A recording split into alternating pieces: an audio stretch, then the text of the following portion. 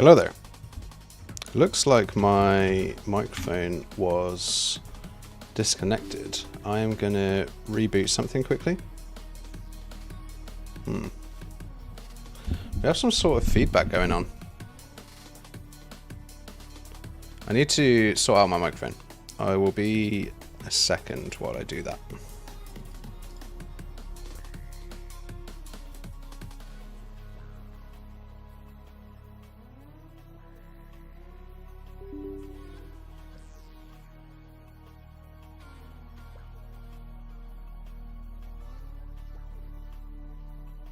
Testing. Testing. Okay. Okay, right, cool. So I think we're good now. And, right, hi, I'm Renfire now. I'm a tech designer at UX is Fine. Sometimes these streams go a lot better than this one. What we've been doing over the last 12 hours is doing a games jam where the theme is power.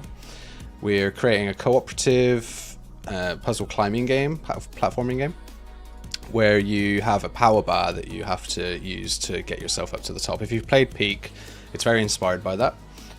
Something that I really enjoyed lately and wanted to create sort of an homage to for this jam.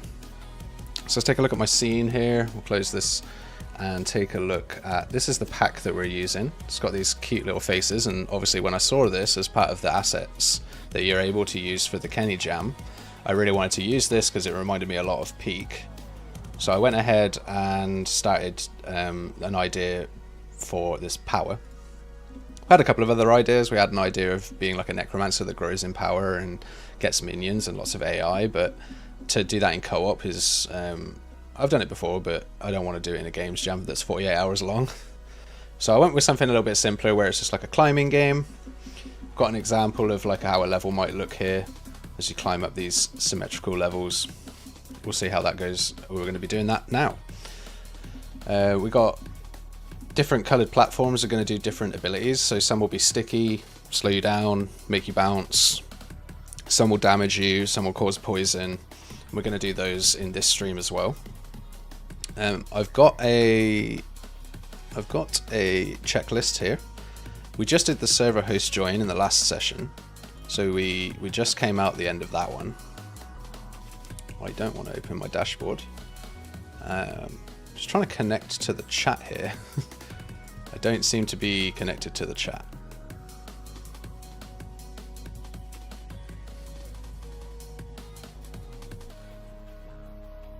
Well, we'll see. We'll see. Welcome. I've been using GPT to do a little bit of debugging for like the multiplayer stuff and some of the stuff to do with like full screen mode, but I didn't get finished on that. These are the assets we're using. I actually got a reply on one of my threads, which is like, it's fine. As long as it looks like the assets, which of course it does, then we're good. Taking a quick look at the game here. I don't need 2 players, just need the 1 player. Host a game. You get your character that can jump around and cause these pretty cool like little ripple effects across the level as you smash into things. And we got some like hit particles. And so now it's just about sort of updating the artwork, getting a level designed, sorting out some UI. There's a couple of challenges that I'm doing for this jam. So don't know where. Yeah, so just as a reminder, I'm not allowed to do any text. It's got to have a lot of symmetry in the levels. So you can see this obviously level has a bit of symmetry to it, but we're going to be doing more of that for the symmetry.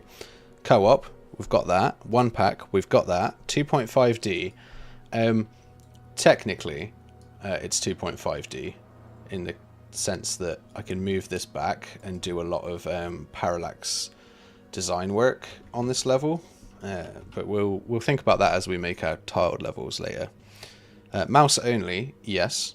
So you use your mouse and you just move this around. I need to lock the cursor. Lock cursor to, or lock cursor whilst charging. So we'll make sure that we're doing that. In fact, I'm going to do that right now because that's really bugging me as a feature, as a piece of the game. So in our UI on our widget drag power, we have a charging state somewhere around here.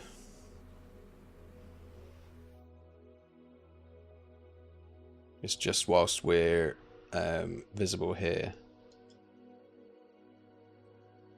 Well, essentially what I want to do... Actually, this is the charging power state. This is not the cursor. So this cursor here, it's on tick, moving itself to the mouse position on screen. So what I want to do as well is get owning pawn, pass to pawn, promote that to a variable, just say pawn, it's fine. Event construct, that's good. Now, the idea here is if this pawn is charging, or we could say assign charging changed. I made an event for this so that I can listen to this state change. So what I can do is I can say promote to variable charging. Actually, we don't even need to really do this. We don't need to do this. We have the pawn. We can convert this to a validated get. Let's give this as true.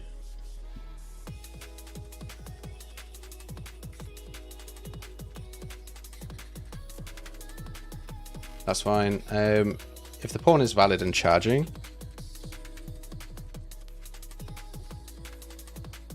in fact, I'm not even going to do that. I'm just going to make the hand always. I think I'm going to make the hand always locked to the player's position. So the idea, what I want to do is that this hand dictates like which direction you're going to flick the character in, and then sort of like poke them when you release the charging. In which case, can I do a timeline in here?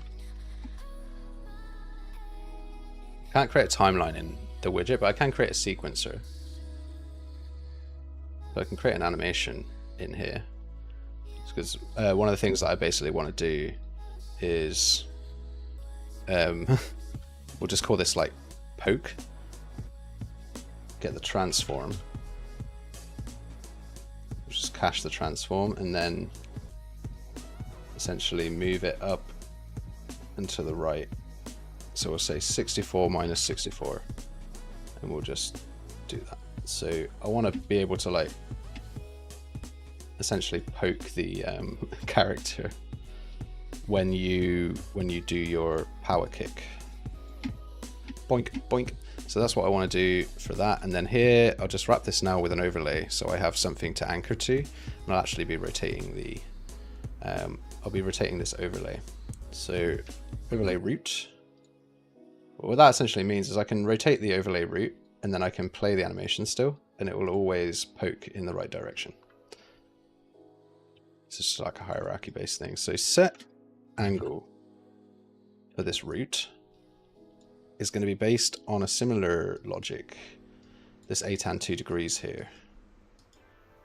So essentially we get the pawn, get all this logic here. It's going to be a little bit different logic. I'm just going to change some of this. So as long as there's a pawn, we're going to do this logic. We're going to set the render transform angle of the overlay root, and we're going to set the position in the viewport of this asset. This gives us a direction in which we are trying to shoot towards. However, I think I just want to swap these over.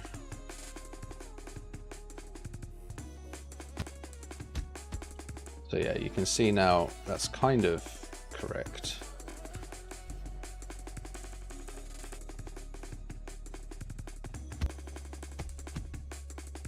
I need to do some things to my alignment. So the alignment of this widget wants to be 0, 1. Oops, 0, 1.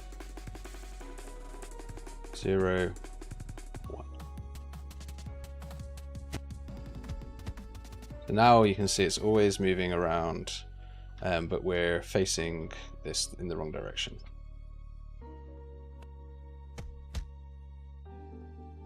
Huh. That was strange.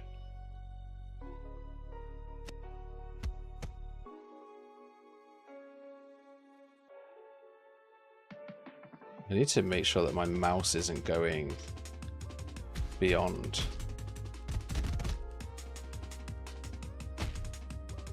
This isn't going to work. Okay, so let's say when you're charging,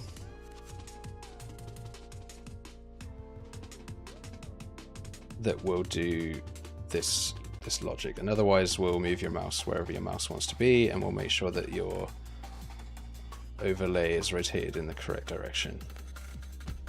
So now I have a mouse that I'm actually moving around, and then when I click, yeah, I've got a weird little bit there. I'm just going to put 0 on here.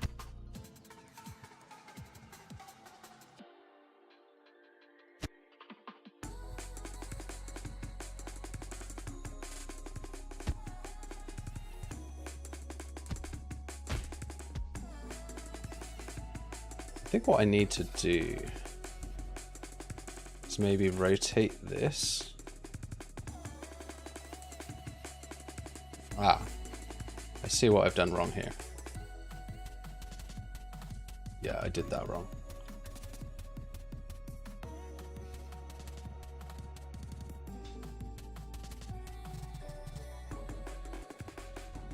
So, okay, minus 50 on that. The overlay route, its pivot is really strange. So let's just go like this. It's pivoting from its own center of mass. When I draw this widget, it's anchored to the center. That'll be fine. All right. If anyone's in chat there, I see there's one person watching. Can you type in chat so I see if I can see you typing? Because otherwise, I'm not going to be interacting with anyone if I can't see the chat. There's nothing much that I can actually do about it if I can't see the chat. Doesn't look like there's a chat going on, so that's fine. Sometimes the chat doesn't work. It always bothers me. Let's go 0 here. Okay, so now that's moving with the asset, so that's fine. We'll go negative 90 here, negative 50 here.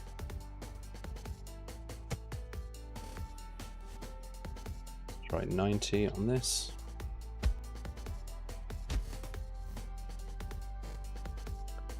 I'm going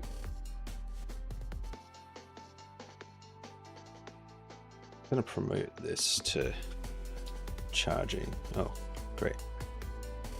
Charging. I'm going to assign charging changed.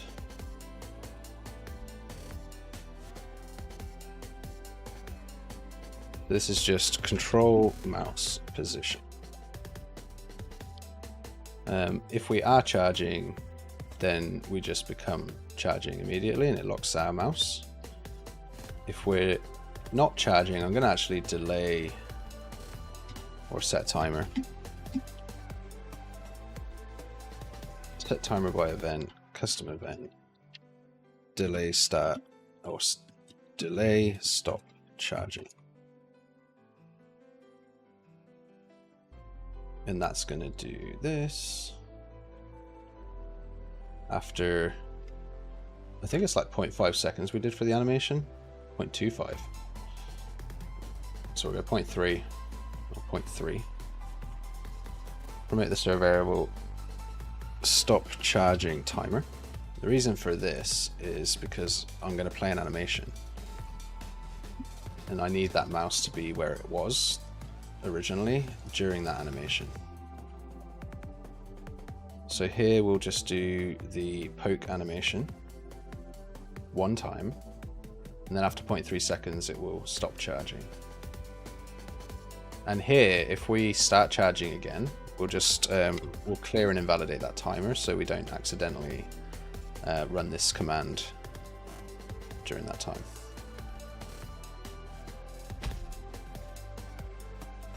The animation is now slightly off because we're not going to need the X translation. Yep, that's all good. And this distance needs to be improved.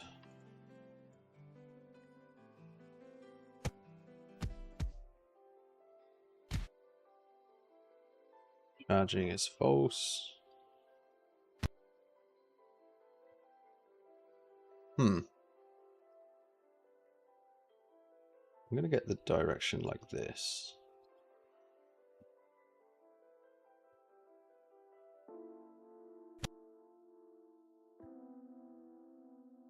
Do -90. We'll do 50 on here.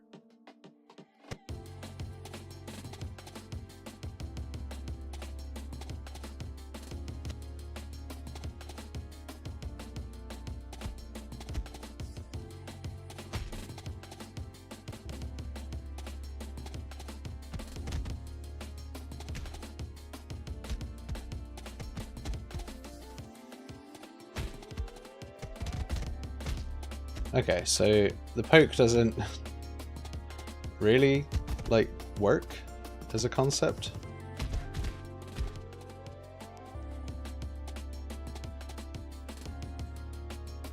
What we could do is get rid of this first element, just pull this in here, bring this back, bring this in. And now it's just like a really fast animation. And then we can just have this be 0.1. See if that feels a bit better.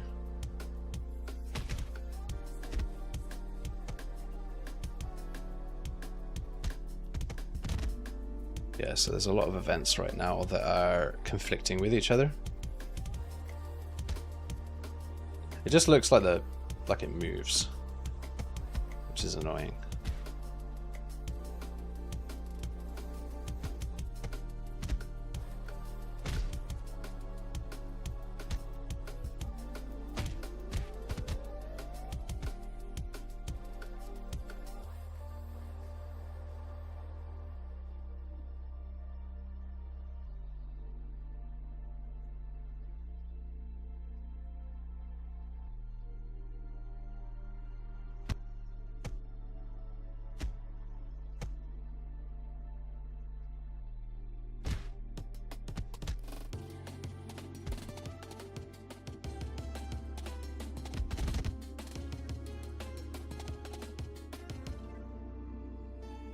I kind of want to set the render transform in position as deltas and actually have this like smooth move.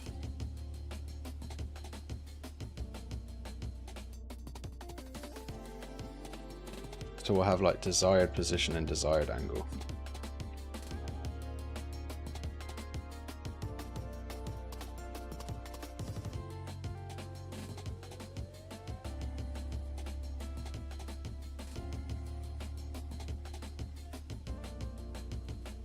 And then we would finterp to, and we would set desired angle from wherever desired angle is to the target, which is this. Delta seconds, interp speed of 5. Let's put this in here. This might actually break a lot of things. Get position in view. We don't know the position in the viewport. Oh no, we do. It's a vector to interp to. That'll be our desired position from our desired position. And our target is this.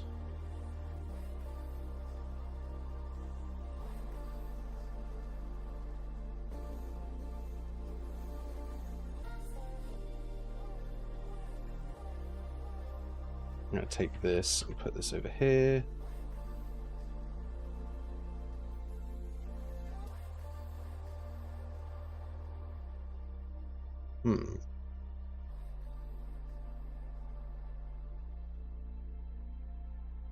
Should really have.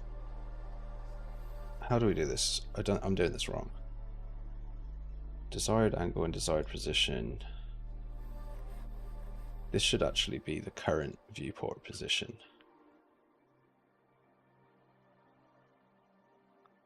Well, I'll tell you what. What we'll do instead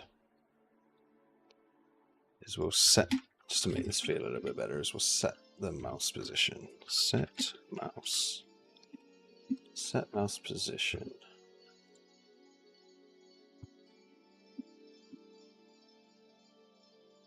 Get owning player. Put down. Get owning player.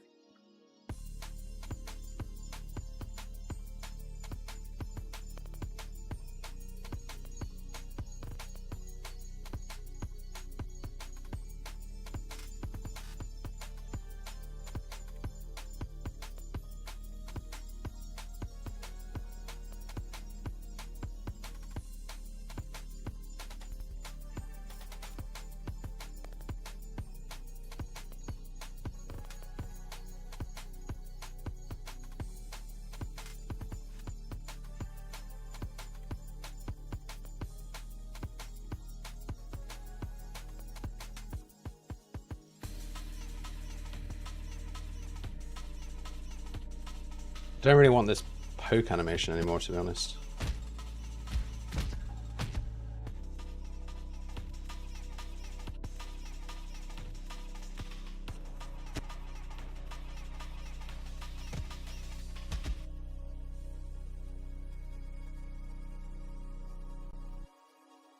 I do need to interp these. It's just so annoying. F interp 2.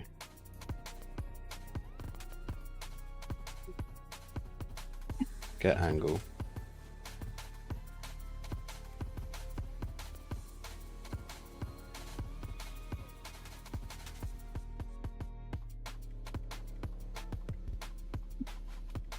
Delta seconds. We'll just use 5.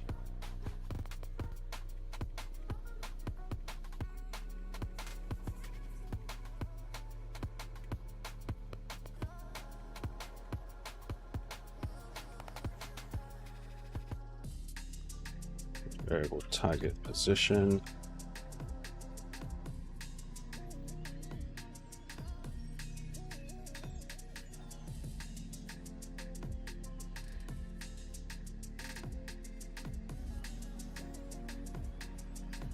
Interp 2.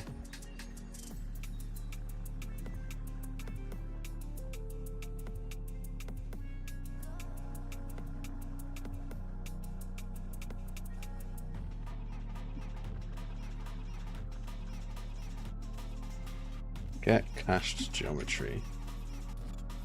Get position. Get location.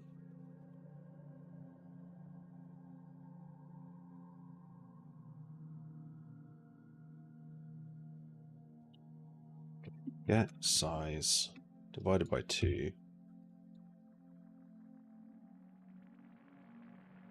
And then local to viewport.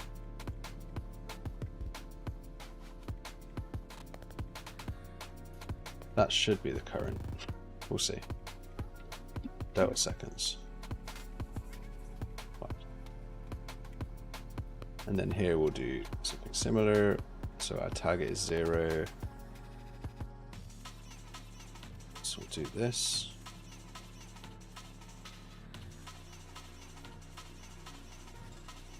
It's gonna be weird. Our mouse is gonna be a little bit laggy now. It'll be fun.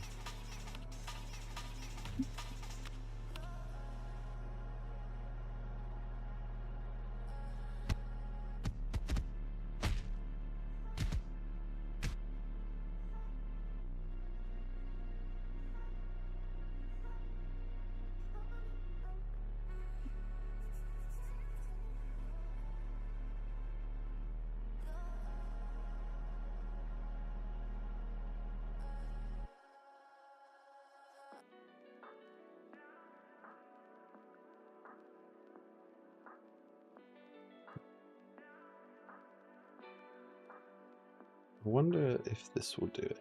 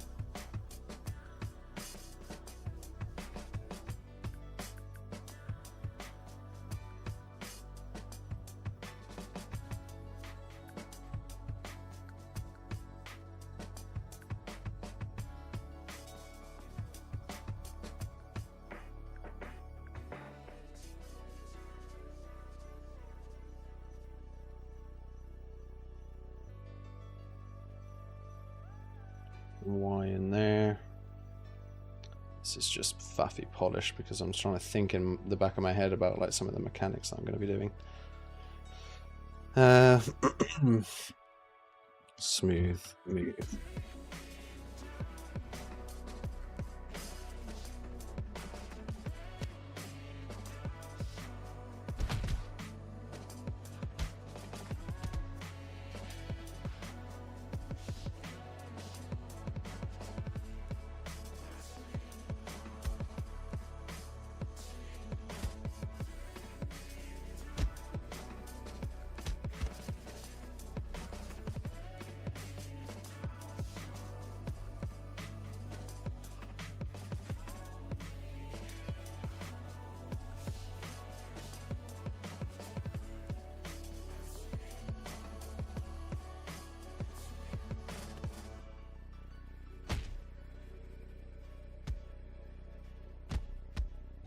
Supposed to keep my mouse at that target position.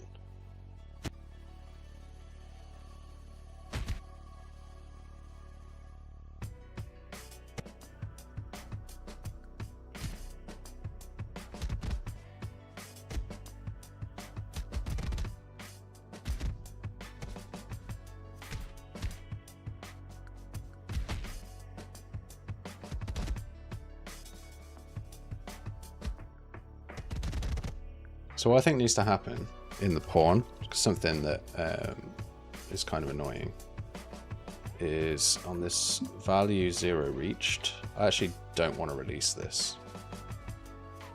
And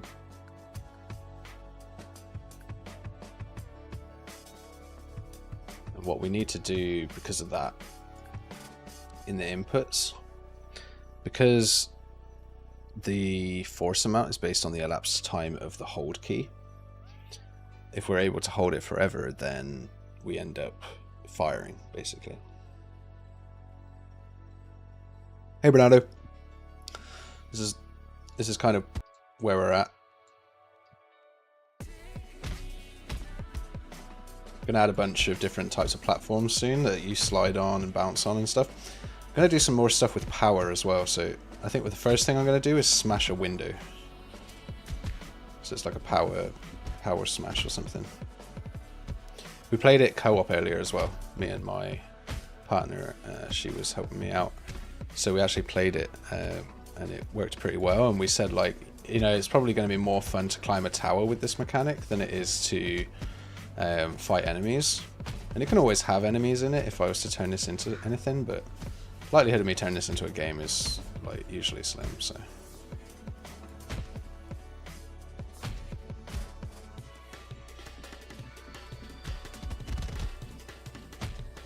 Yeah, pretty cool.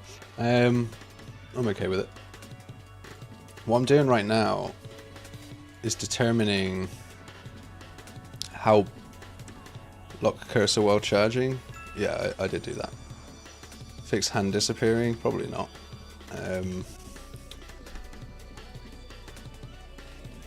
We do technically have a server host join. I would like to have a lobby level. Okay, so you set charging, and then you stop charging, what I need to do is start charging value. In fact, I could do that from inside the function. So when you start charging here, I want to set the start charging value. And I'll do that before I start affecting the value. Because then what I want to do is I want to take the new value, or the start charging value maybe, minus the new value. And instead of it being force per second, we'll do it like force multiplier.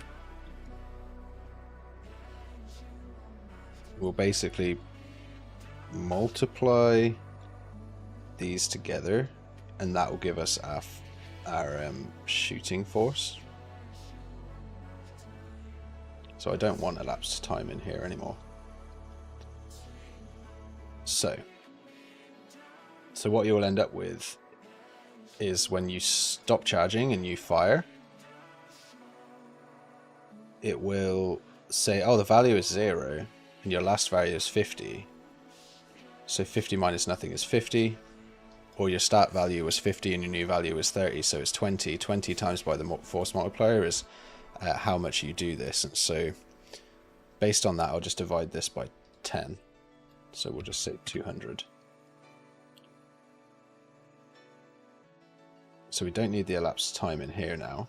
Well, no, we rename this to power, essentially.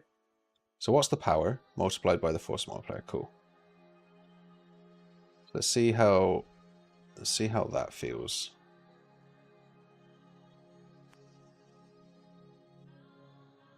Shot him off the map. So we'll just go 2, see how that feels. 2's not good. Go with 20. Just remapping something now.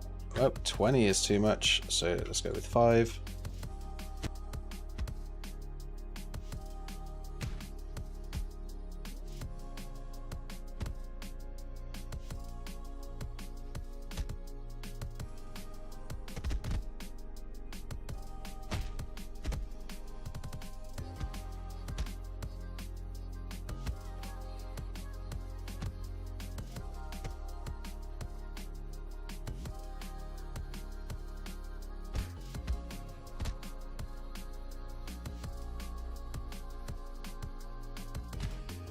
So one of the things I wanted to do with the cursor as well is make it so that it's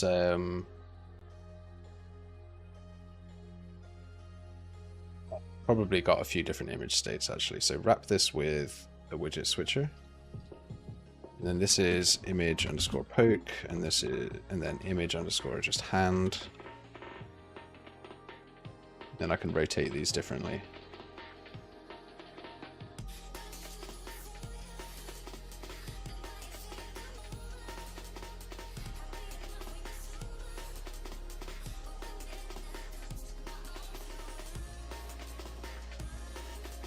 Okay. I get this widget switcher somewhere.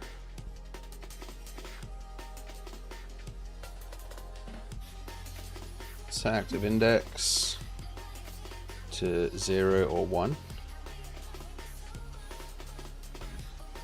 based on whether we're charging. So when we are not charging, actually we go back to 0, and then when we are charging we go to 1. Okay. So you got your hand, you grab. Don't know why the first time it always fails.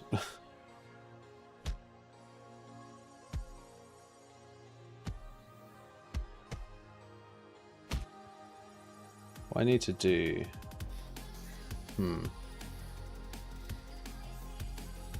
I need to animate this. We play the poke animation, and then at the end here, we'll animate this as 1, and then this as 0.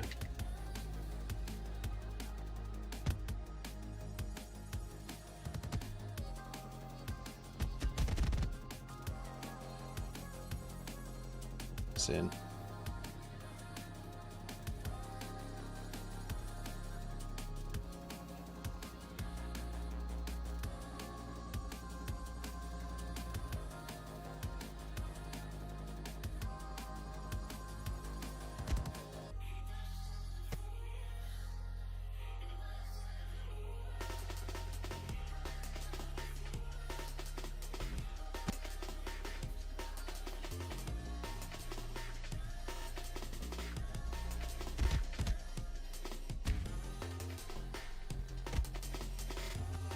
I do need a sound effect on here at some point.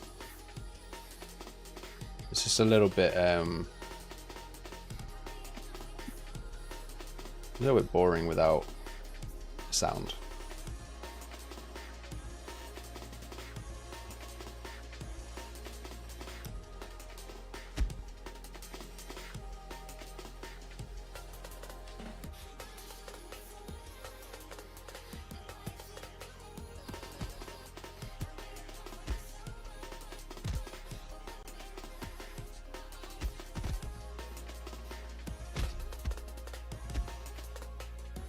Power's probably a bit low.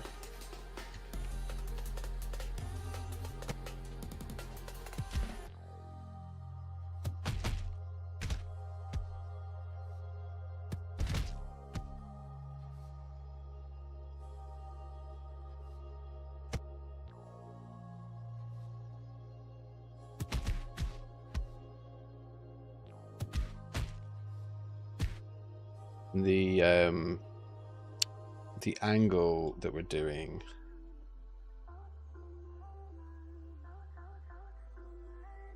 the local rotation of the flipbook with this local rotation here, this is probably a bit much. It's feeling a little bit sickening. Probably change that.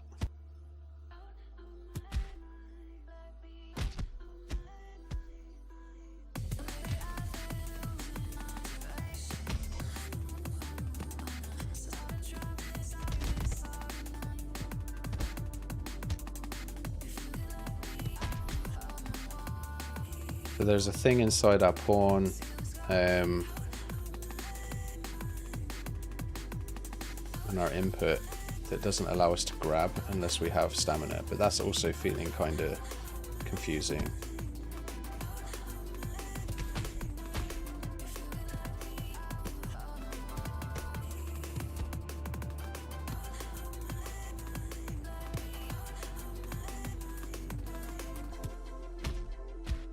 I suppose what I could do is flash that stamina bar.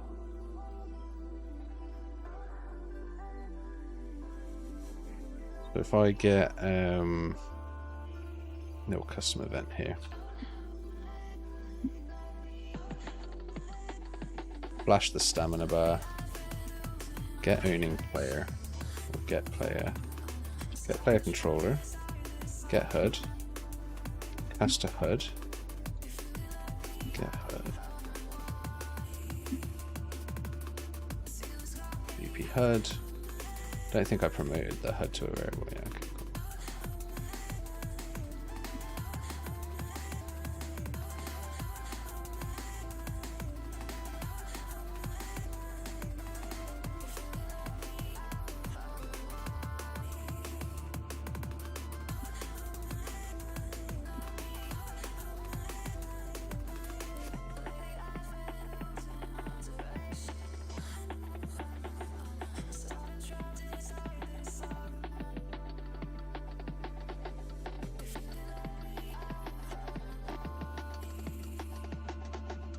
cool. Yeah. Need to just have... Need to have like an overlay on him, really. The idea is to make this go red for a second. But in order to do that, I guess I could do it to the outline. Can I do it to the outline? I cannot do it to the outline. I can do it to... Can't do it to the fill because there'll be no fill.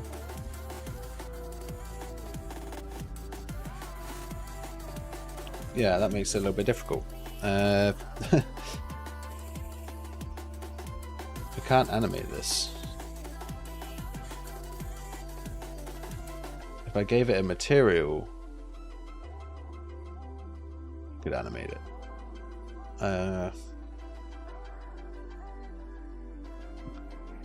Let's animate it through a material. So let's go to our fill image.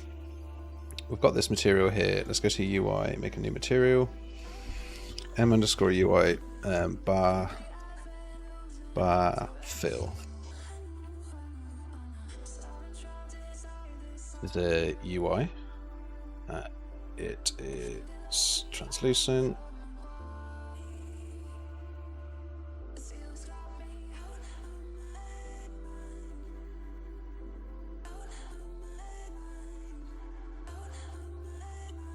I think we just do this. Convert to parameter color. Just plug these in. Just have this be white by default.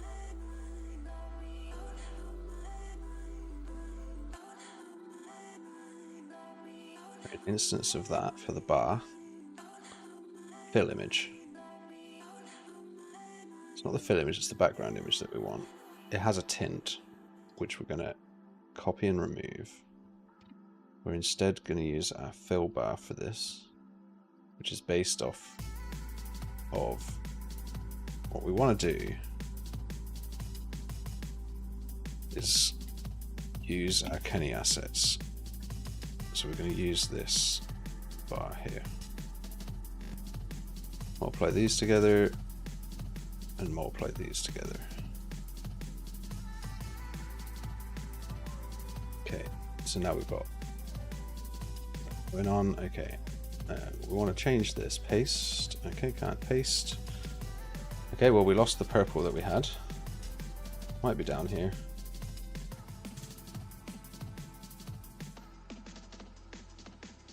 What's that? Okay. What we can do here is like flash, add this, hopefully get our progress bar, add style background image, brush material, add color,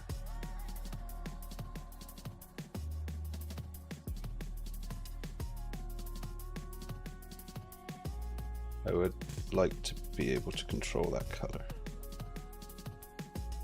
I guess it's just got the color that it was.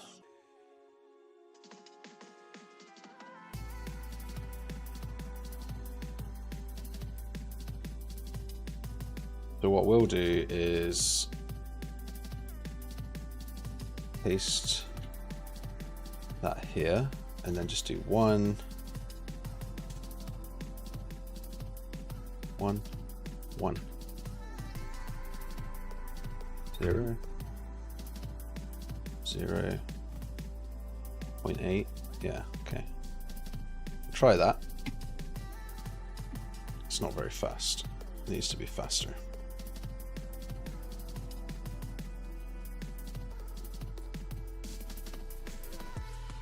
Okay. Still not very fast. It could be faster.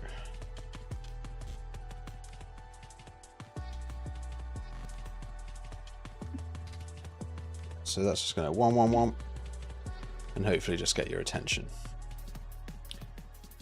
So here we just say play animation, and here we just say flash.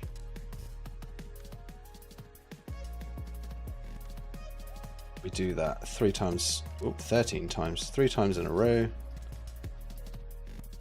Flash stamina bar, and we do that here, flash stamina bar. The trick is to just give game state communication, because it's not always the case that it's a bad design.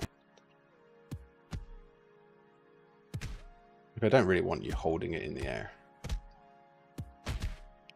So here you're like jump and then you try and grab and you don't get a grab, and it's like, yeah, it's because you don't have any stamina.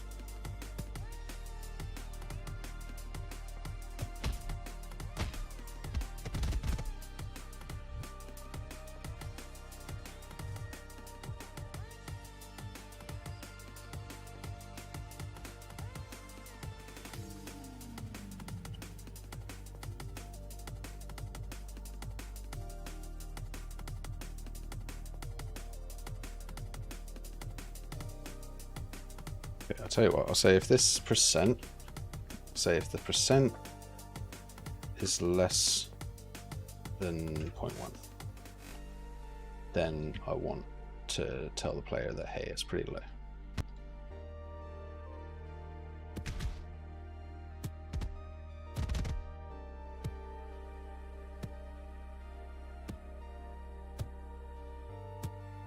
I'll do. Okay.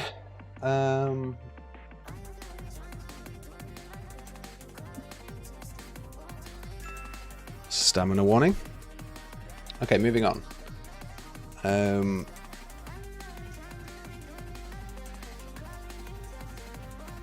We really need... Does the mouse still disappear?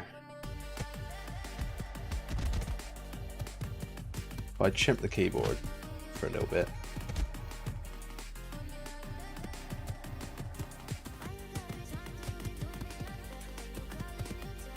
I love that you can balance the guy. Whoop. Okay.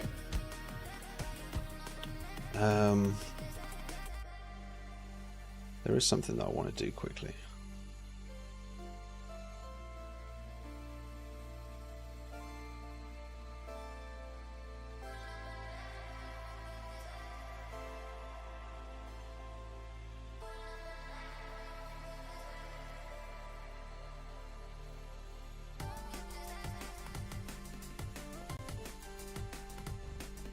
So we were talking about turning this guy into a bolt, into a robot, sorry. So if we have something like this, and then we go... You're going to be able to pick your own face, by the way. Like, I just need to get to that bit. That's just body. It's composite body. Face is over here. Let's not use that face, that's a sad face. Let's use this face.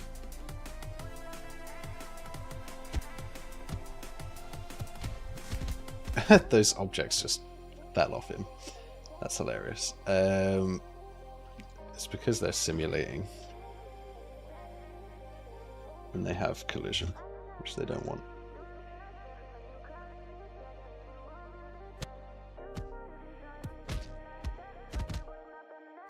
So now they're little robots.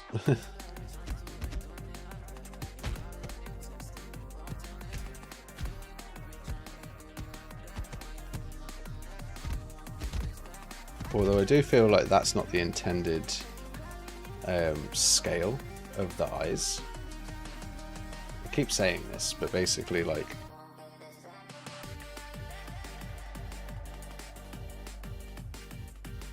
why are the eyes not changing now?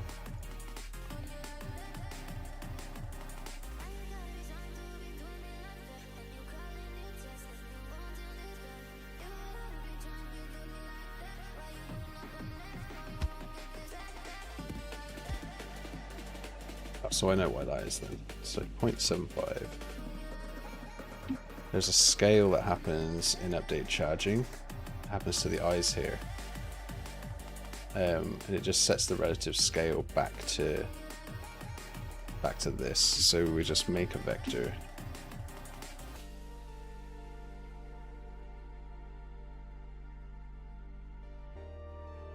Yeah, okay. The vector is... God damn it.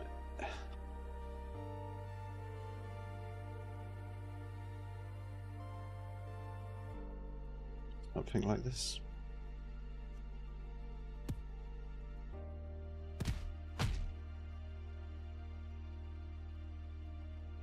Maybe not.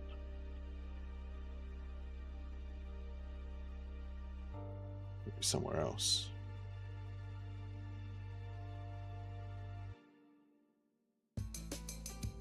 Yes.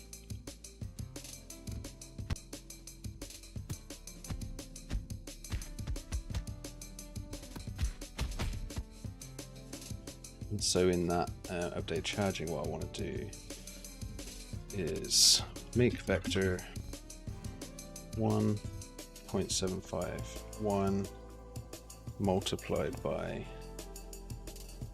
and then it's this alpha here is the percent,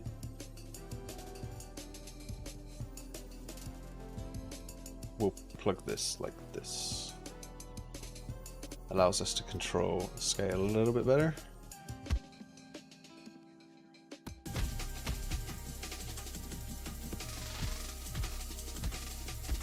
Little robot guy. It's pretty cute. So you'll be able to pick your color and you'll be able to pick your face, and that will be your little cute character. Then I want to add some like hit sounds like every time you hit the character. It'll be pretty fun. But we need to do some gameplay.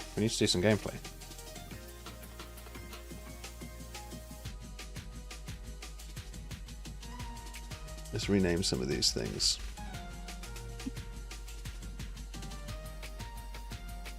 Like a summit charger, I guess. I'm going to delete some of this stuff. We don't need an enemy thing. We do need the red heel and the purple heel. We do need the red enemy, purple enemy. I need an inventory wheel. It's going to have some drag drop functionality. I think we fixed the mouse hand disappearing. We need that one level. So we're an hour into this stream, and we've just done some polish items, just cleaned up some stuff that was left over from the previous stream. So let's have a look at doing... Got to move that character select because I keep looking at it and it's not important. We've got to do the core loop. And so we need the charging plate, or we'll just call it the charger, which is technically a checkpoint.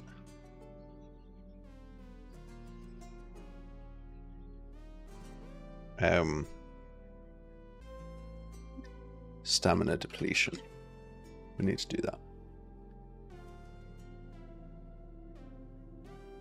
Let's get stamina depletion done first. So in our UI HUD, we've got this element here, and if there was two elements in here, it would look like so. And then if I was to change the color of this, I could just change maybe this to red, or black, I think would be fine. Will let me. And the idea is that's going to represent that you're running out of charge. So let's say this was 0.5. Let's say it starts at 0, right? So you don't see it at all, and then it starts to grow. It's to become like 0.01, 0.02, 0.03. It just starts to appear and take over your bar, and you have to get to a charging plate in order to fix that. Let's create the graphic for a charging plate quickly. Let's do new gameplay. Let's do a blueprint class actor BP charger. Let's get one of these. Let's get one of these in. So this is our 6-sided sprite.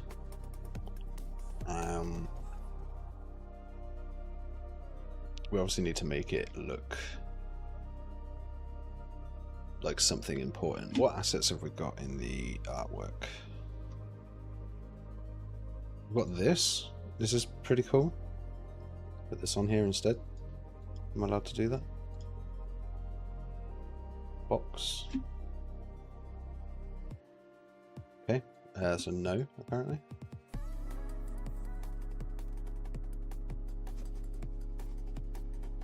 Put this on here.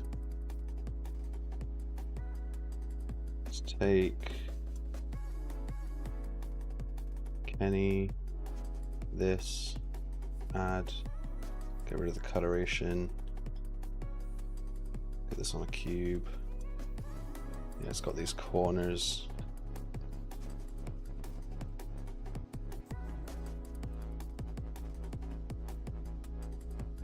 Right. Makes it a little bit difficult.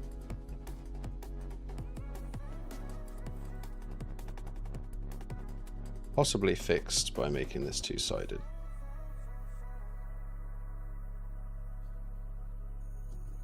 % fixed there. But don't edit the artwork. But don't put these sprites next to each other because that looks stupid. So how am I going to do that? So I could instead use tile. We did make, and then we'll add the new material that we just made for the charger here.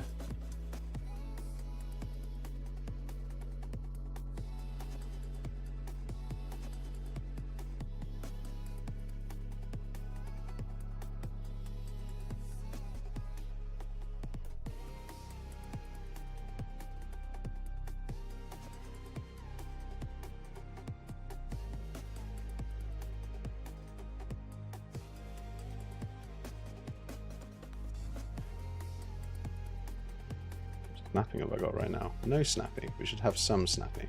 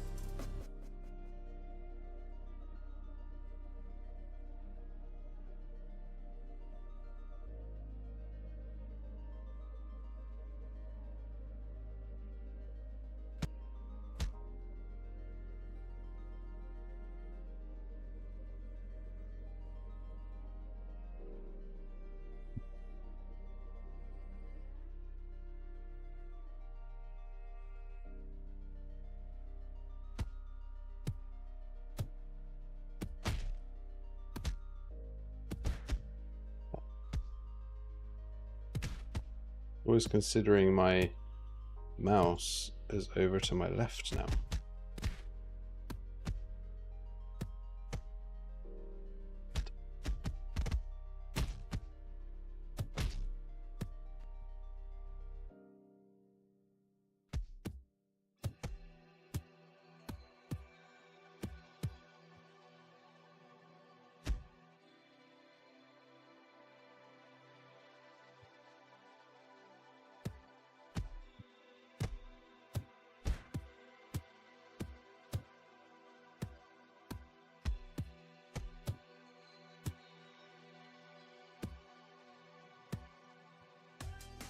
Also messed up my head.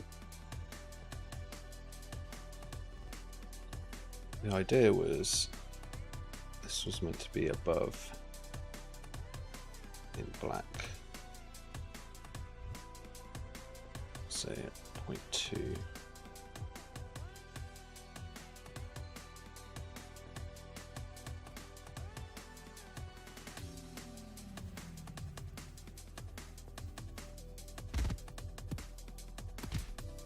Both listening to stamina right now.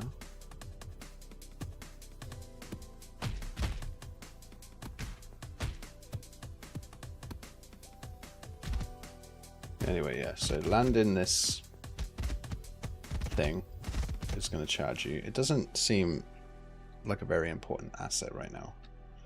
Need to work on it. Blueprint gameplay. Charger, what other assets do we have?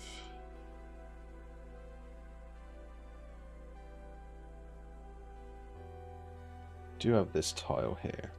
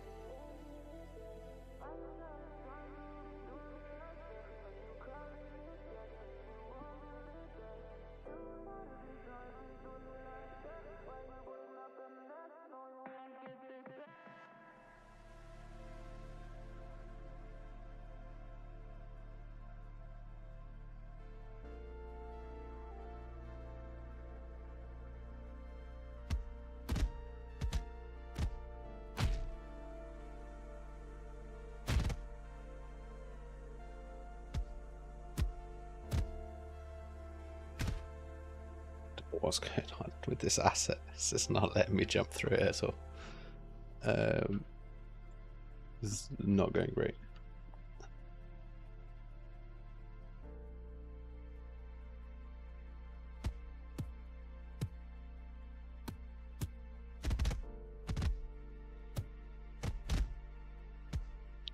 Okay, so here we'll get rid of this.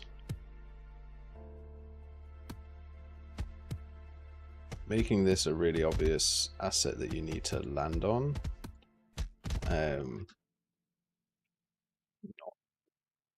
particularly easy. Let's go take a look. M basic. Let's get a desaturation in here on this texture. And so desaturation. Say 0.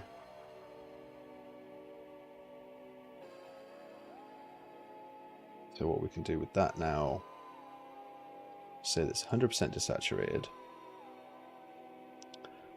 Then we're going to color it in an important color.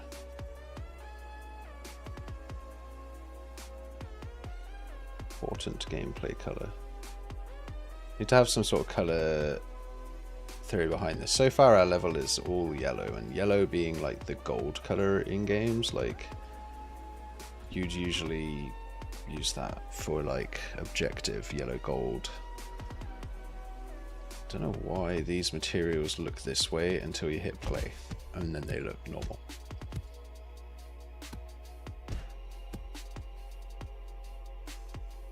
It's a bit of a weird one with the level editor. I can go lit. Cool. Yeah, lit is just normal.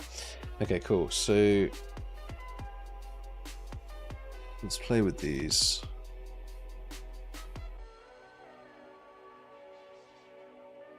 Green is good. Green is good. Let's use green.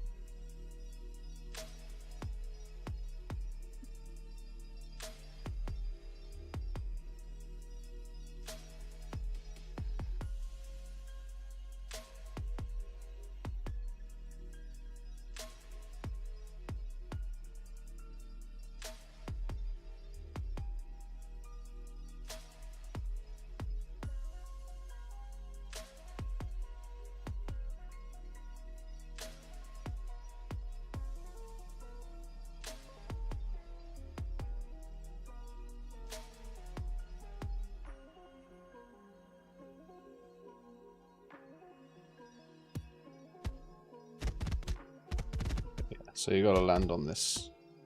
You gotta land on this to have a good time. Still doesn't look very objective-y. Let's do something else to it.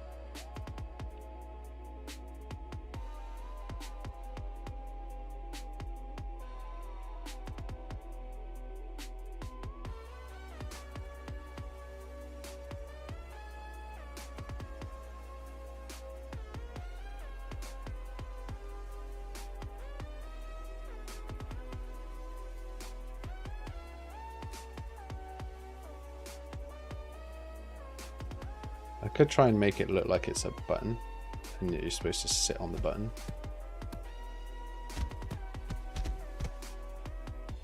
But then, in that case, I would do it the other way around.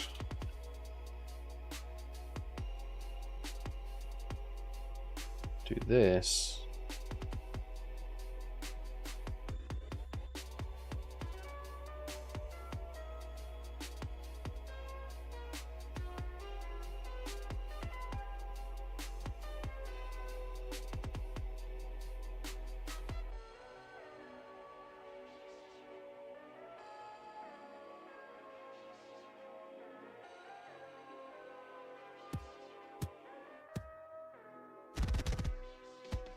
And then make that like do a nice little animation. So let's get a box collision.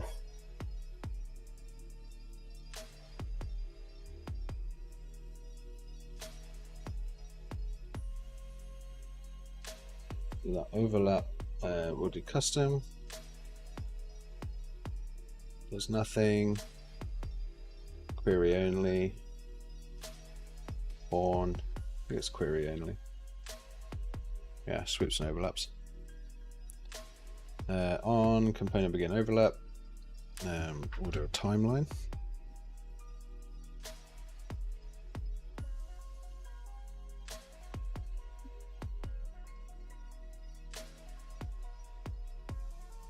Button.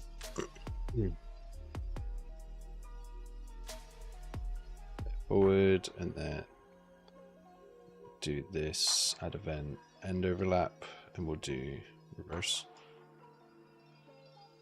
Actually, we'll need, because it's co-op, what we'll need to do is ask get overlapping actors of the class pawn. It's empty. What is not empty? Not empty. Then we'll play it forward, which means if one person enters it and it's already open, it's not going to open again. It's already forward, and then we reverse. And we have a little alpha in here. Float track alpha. Add some keys. 0, 0, 1, 1. Just make it an alpha. Set this to 1. Got a nice alpha. Let's give it a curve.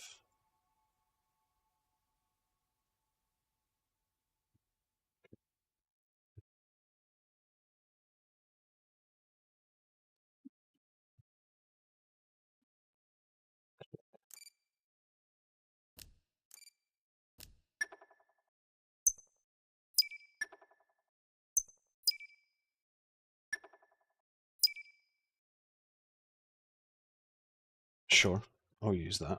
Volume 0.5. I should really just turn this into my own sound in my audio library, because I'm going to need to make a do this sound key underscore button. This go here, pop this in here, there. So, oh, because we're going to need to create a sound class where we can control the volume. We'll do that later. Then we'll play our custom sound here, and then because I copied that, it has some settings I don't want. Okay, so we have a curve. What we can do now is move this, which is our box button.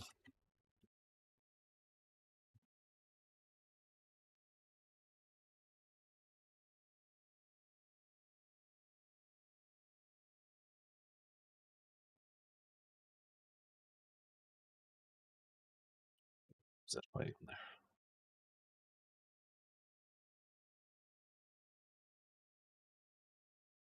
Okay, and we can set relative location.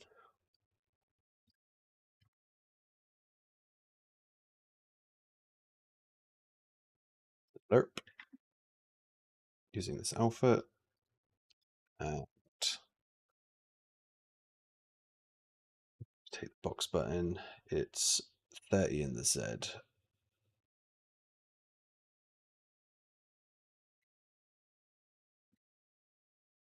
100% of A when alpha is 0. So alpha 0 is off. Go down by 30.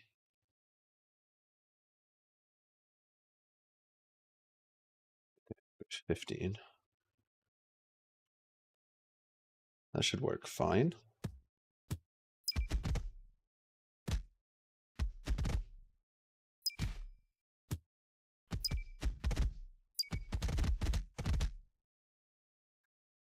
I figure that that should probably be the width of the entire thing.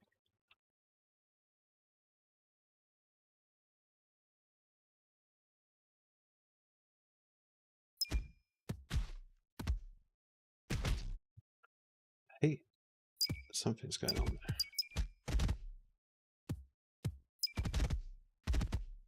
And that's going to get rid of your negative bar. Okay, so that's the charger. Let's get the stamina depletion actually done. In our HUD, this element here will be, let's call it battery. We'll call it drain. Drain. Now then. PP pawn. I'll pop open some music again. Go music. Here. So we've got a value for stamina. Create a new one. We'll call it drain. Set the tag down here to drain. That tag gets picked up by the asset. It starts off at 0. And its passive delta. We'll just set it to 1 for a second and see how fast that grows. For some reason, the HUD didn't pick up drain. Interesting.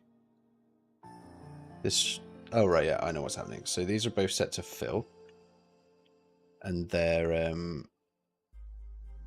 they need to change their fill based on how much of the bar they actually take up,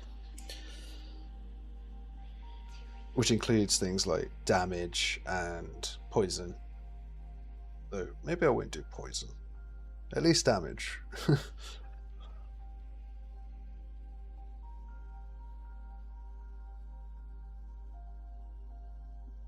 Poison doesn't make so much sense anymore, but you could just call it corrosion or corruption or something. It's just purple. It's the purple bar can grow. What color can I make this?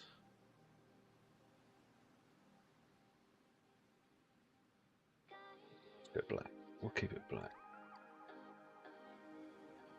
Okay. So in here we have the need to control how much of this they fill. Way we can do that is get the vertical box, say bars. I can actually make the other 2 bars. So this one can be damage.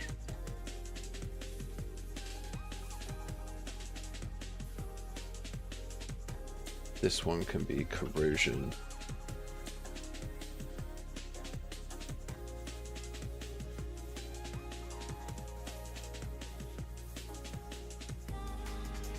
Now this one isn't as obvious. This is meant to be like, you can no longer go above this bar.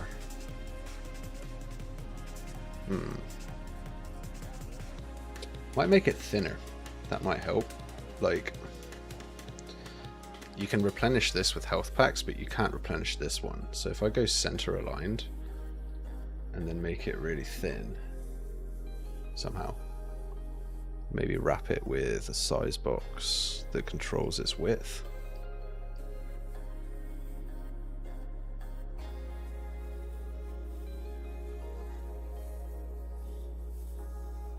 That looks kind of dodgy.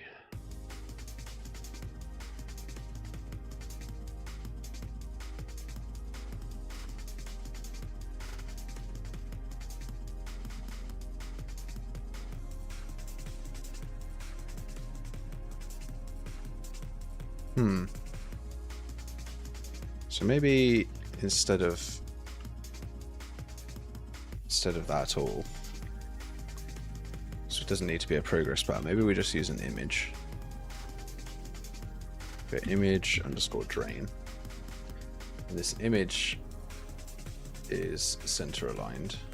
Go to our Kenney assets, pick something in here that can work as like drain. I mean, I'm just going to use this square.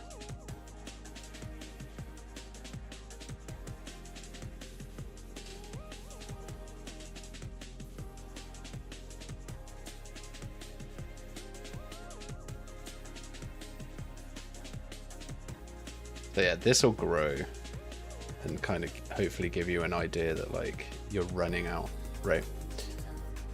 And so what we'll do for this vertical box bars, get all children.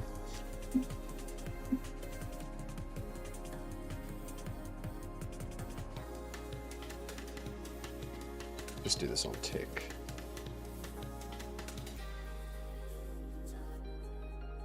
If it's equal to the drain meter, I need to get the owning pawn and cast that to pawn. Maybe that to a variable. For later.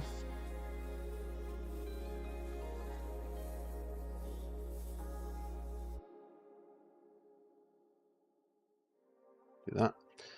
And then we can get pawn. Let's go back to our pawn and add 2 more bars. So damage. Tag that as damage. Currently 0 of 100 with no gain. And then another one, value underscore corrosion.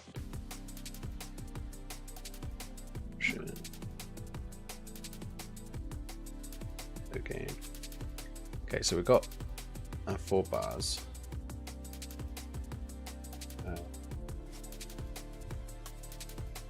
Go to our HUD, we're doing this right. So otherwise it's a value bar. It's to widget underscore value, get percent, get progress bar.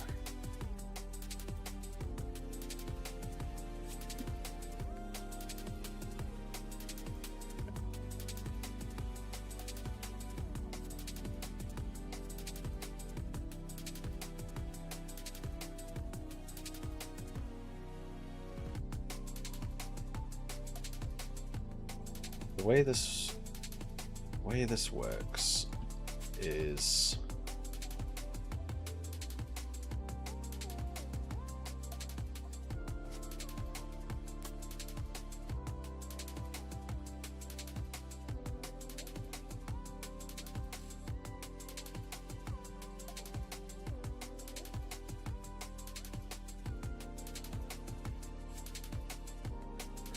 how does this work?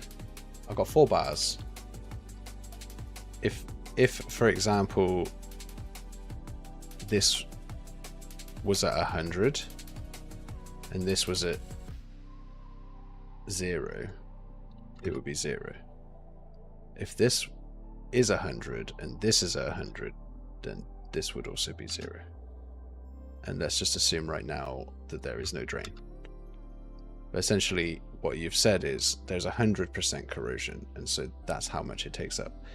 If there's only 50 corrosion, it only takes up 0.5, which means that this takes up 0.5 because we've got 2 bars and they take up a certain amount of the bar.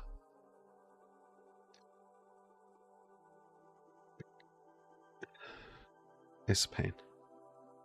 Ultimately, when this grows, the max of this should actually decrease to 50, and so it being 50 and this being 50 because its value is 50 makes sense. And then if I need to rename these actually, corrosion, damage, drain, stamina. Cool.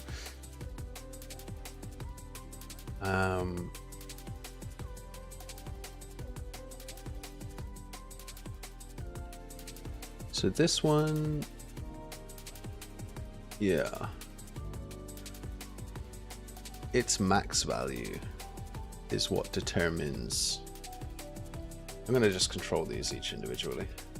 Okay, we're going to do a sequence. I'm going to collapse this to a function. Update bars. As long as the pawn is valid, we can do this. Let's get each different value. Get stamina.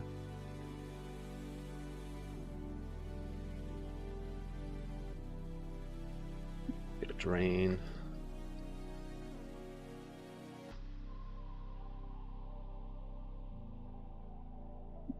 Get corrosion.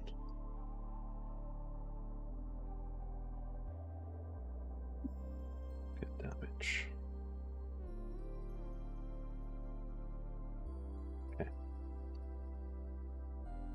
And then we have 4 bars. We have a value bar, we have a corrosion bar, we have an image for drain, because we didn't want to use a progress bar.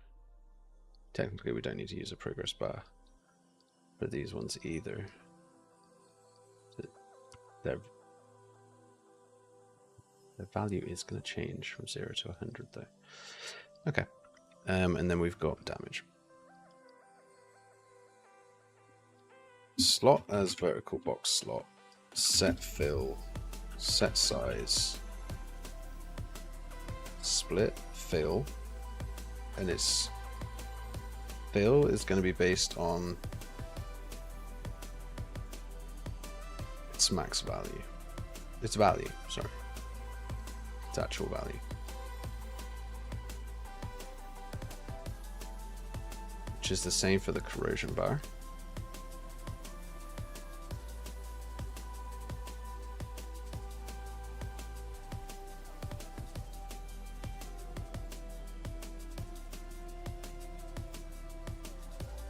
Drain bar,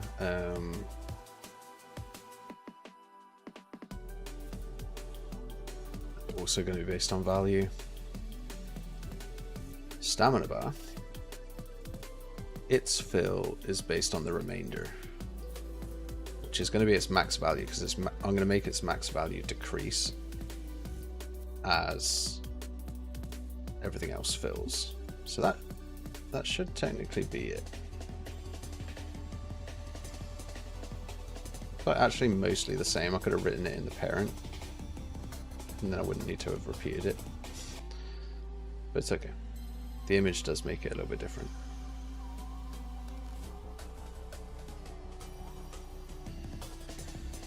Okay, so we'll plug that in.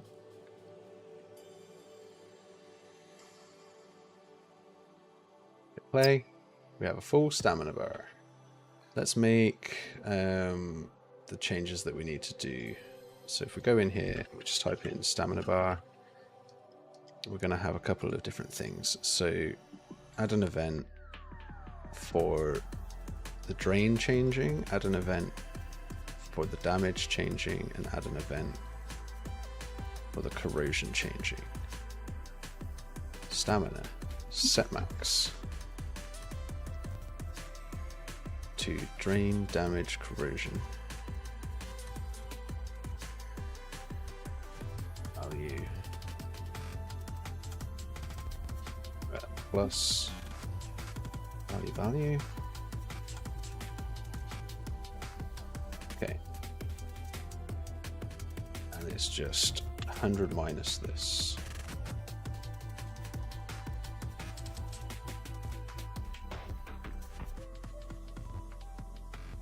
Okay. We'll make that an event, custom event, update, or what would you call this? Refresh. I like to use update for a keyword for things on tick, because it's back to my Unity days, and I use refresh as anything that's like, this just needs to be refreshed. So refresh stamina max.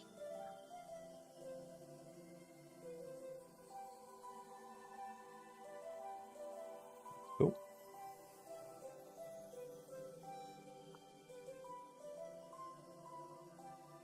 All right. So anytime that these values change, we will be refreshing stamina.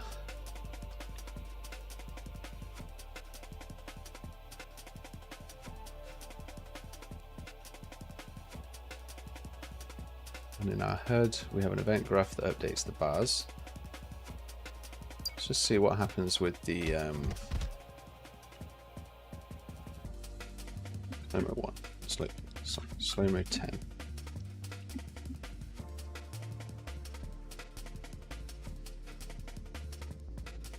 Hoping to see the drain value increasing, because the passive delta is 1. But I guess its current tick is disabled, because I never... Yeah, so I think there's a bug in this value component, that on event begin play it does this, but it doesn't ask if passive delta is not equal to 0, and it is the authority. I'm just going to reset passive delta.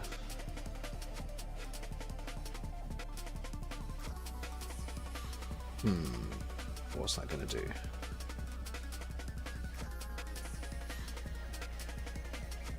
Edit passive delta.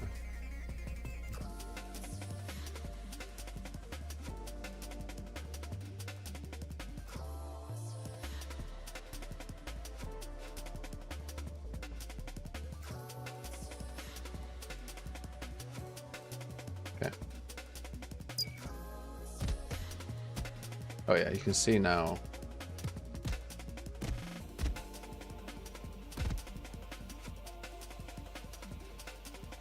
Like it's draining, right? So that's cool. It's a time limit now, so we've got that going. We have stamina depletion. We can do some damage stuff now, so let's make sure that we have damage and corrosion volumes.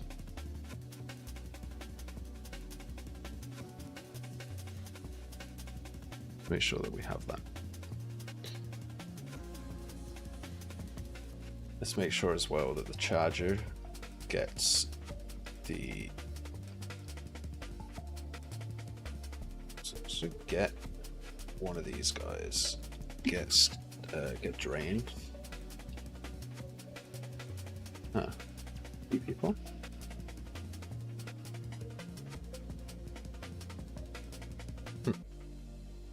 Yeah.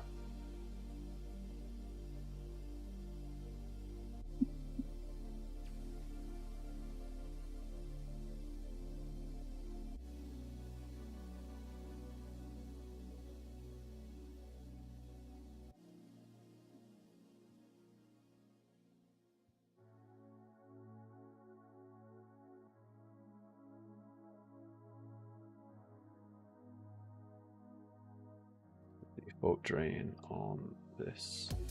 Went with 1. Say 0.5.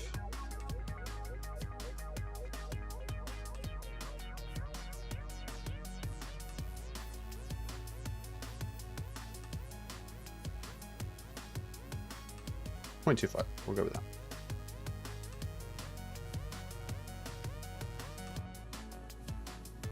I need to use this as like a default actually. So let's just get the delta. Remote to variable last delta. Do that before we edit up here.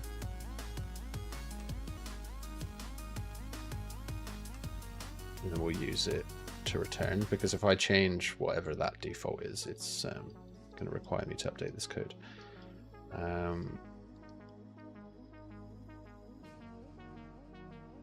So we'll do a switch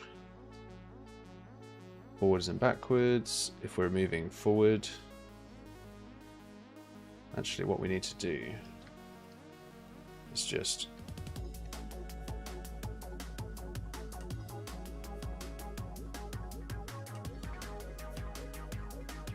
we need to get all the players. Get actors of class BP pawn. These are cached in a hashed way, we found out in a recent GDC, so we're not too worried about grabbing that every now and then. Get the BP pawns. If the overlapping actors contains this pawn,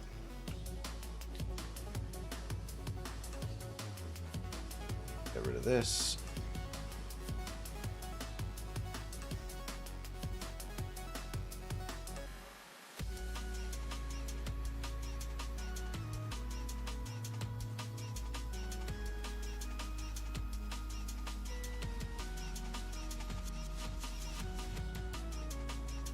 What I need to do is maybe add a variable to this. Default delta doesn't need to be replicated. But the idea is going to be in the event graph, if the default delta is not equal to 0. This, I'm actually going to make this private, I think. Because you can get the, I think you can get the delta. Make sure there's a getter, get passive delta, and we just return passive delta here. Just be a pure. It could be const, but I don't really care. Delta passive default. Yeah. In the event graph, if the default is not equal to 0, then we're going to set the passive delta to whatever the default delta is. And because this is hidden, it means that it has to on-ramp. It has to change from 0 to something. And in our character, for our default delta, put that to 0.25. In our charger, we no longer have to store this value. We just get default delta. If the character is not contained in here, we just use the default delta. If the character is in here, then the delta is now -5. Because we are no longer, or we're recharging, right?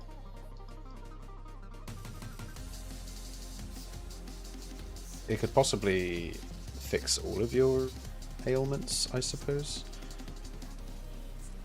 Custom event recharge.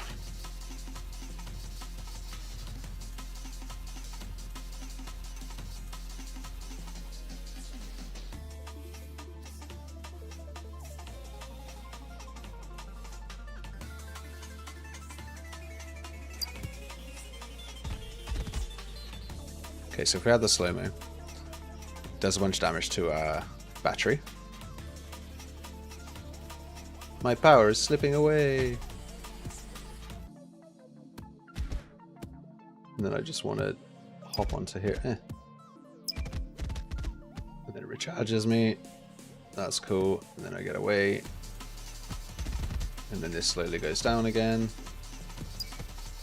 Go and recharge myself here. That's cool. Kind of want to have some effects playing on the charger. So let's just make a FX Niagara system.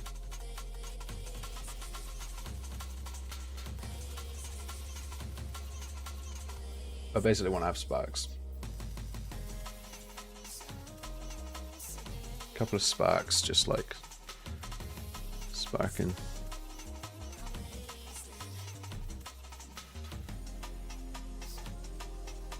And we'll find a sound for it as well, because it's like kind of the core thing.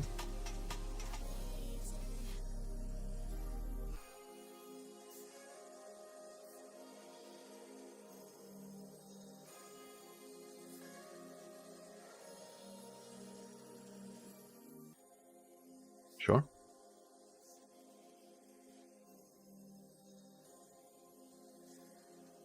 We made. I'm sure we made a material, yeah, VFX material here. FX streak.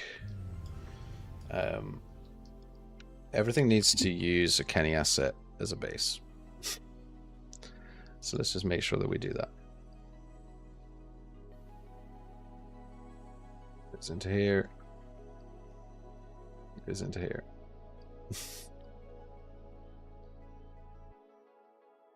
There you go. It's technically a Kenney asset. That's the streak. We're going to use this same item for the sparks, actually.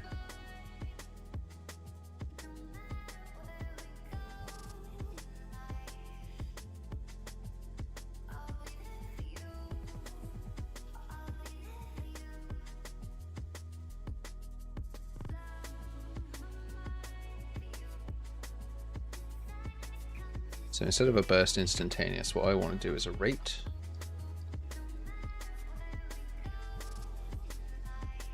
And I'll have some sort of sound that's like bzzzt, bzzzt, bzzzt. So let's go back here and just check out how that looks. Basically, let's put that one down.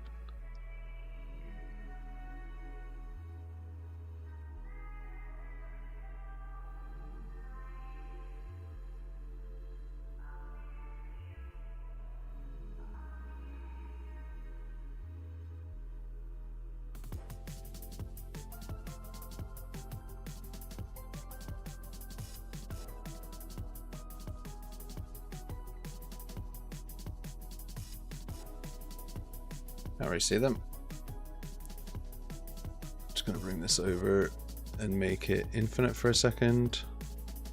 It is infinite.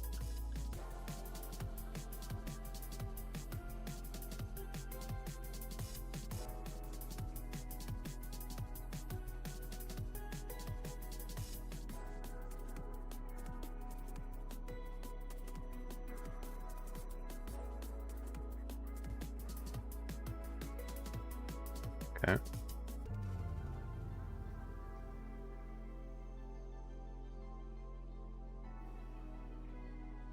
Okay, it's infinite. Initialize particle, color.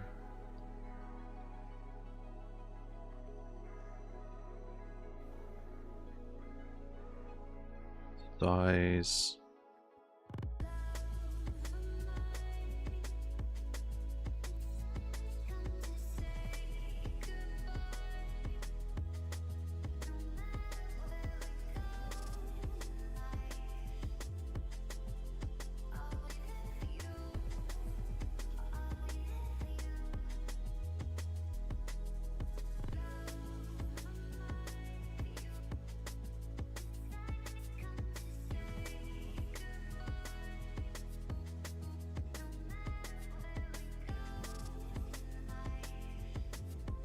Yep.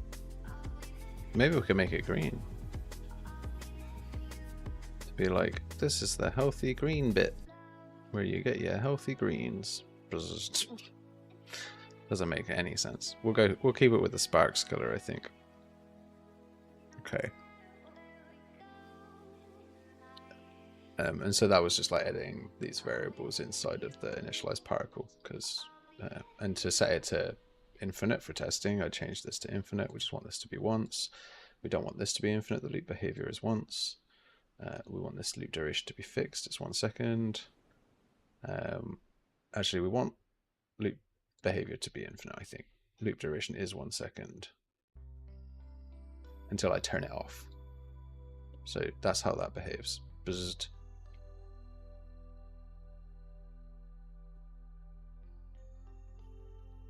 Did not do what I wanted. So here, I guess this is infinite. Loop duration 1 second. Loop delay 1 second. Thank you for helping me. So then I guess this is once fixed. When the light And because the emitter keeps going over and over, and lands is still. the emitter restarts. Right? 1. Ah, there we go.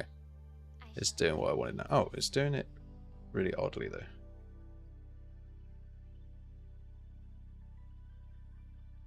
Loop duration is 1 second, and the loop delay is 1 second. Loop duration is let's say 2 seconds. Go back to the level. Reset this.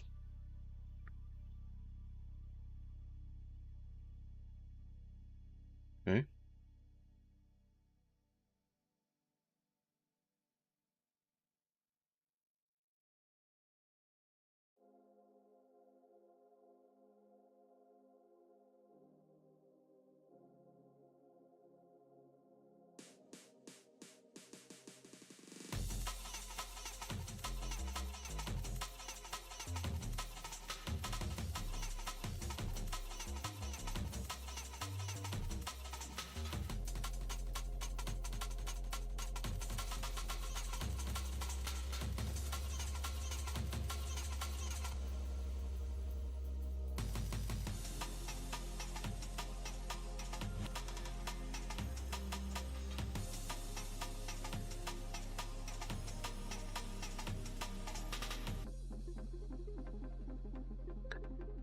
Why isn't it just going over and over?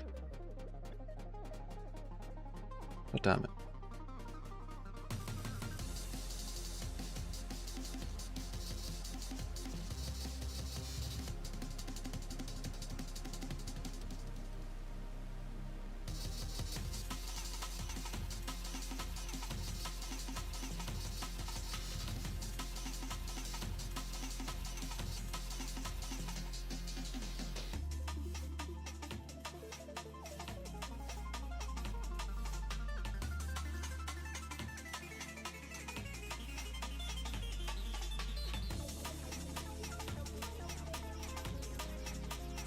Alright. Infinite lifetime system with infinite lifetime emitter that loops 1 second every 1 second. Cool. So we'll get 2 of those, cut that, hopefully be able to just paste it directly in here. We don't really need these assets. But the Niagara is good.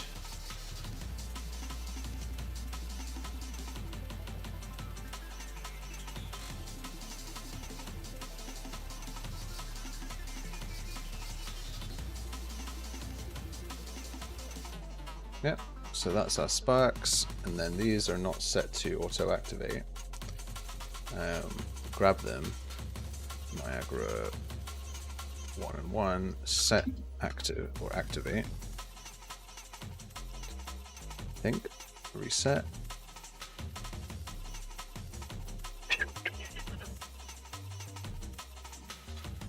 So we'll activate it here along with the sound. And then deactivate it. We'll do that here.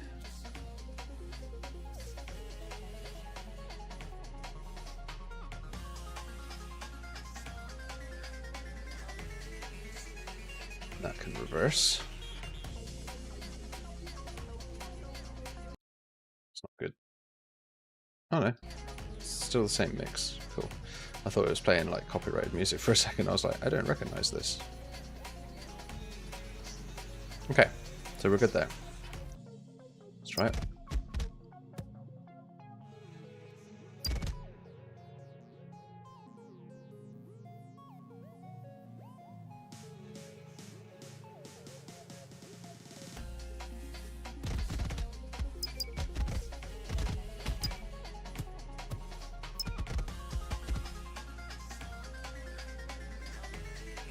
Okay.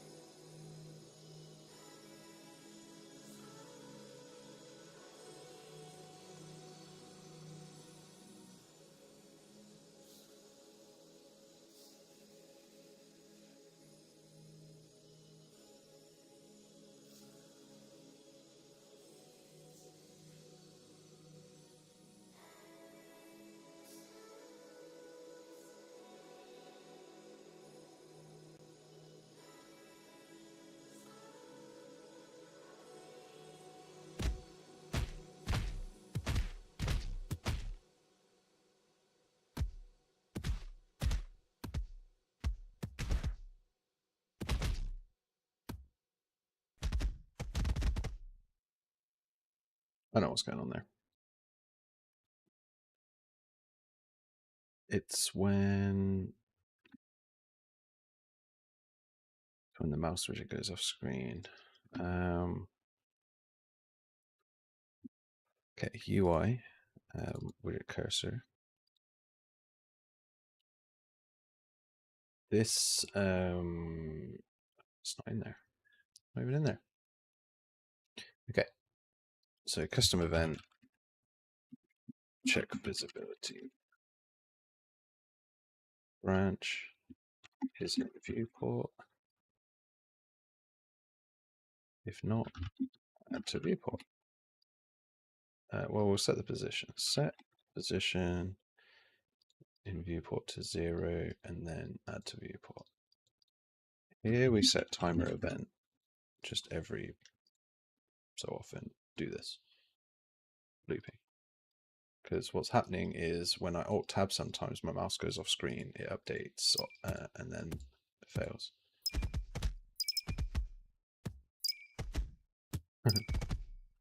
Getting multiple dings because the pawn is entering multiple times because something in here has collision. Not that, maybe it's the eyes. The eyes has collision. So turn that off. And now turn some music on. Not that, that. we'll do this one. Play.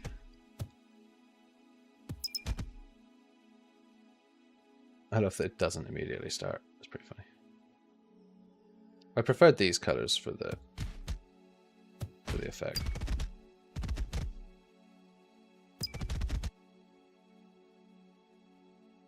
And then there's also this tile. We'll just replace back with this. Okay. Cool. Although we are going to use red for the bad tile, so maybe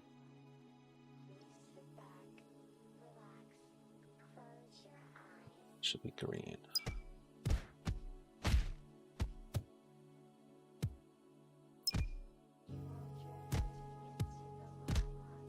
Stuck in it again. You're getting stuck in it, which is super annoying.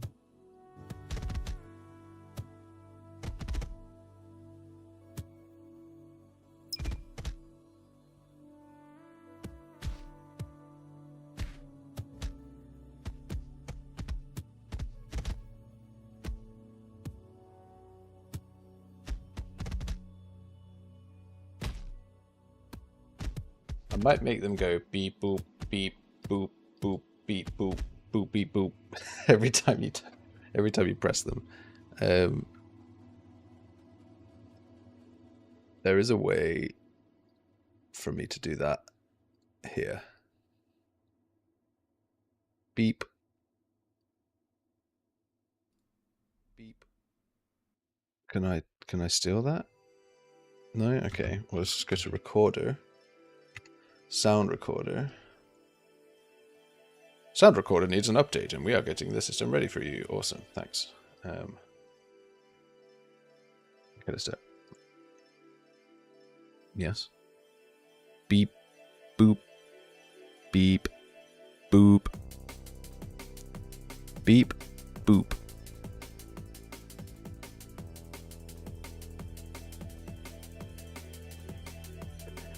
Using the wrong microphone, mate. Using video broadcast.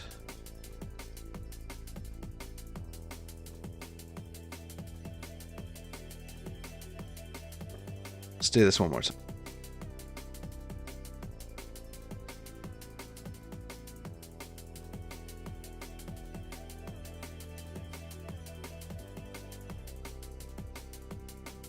Yeah, I'll turn my microphone off on OBS, so you guys don't hear me just go in.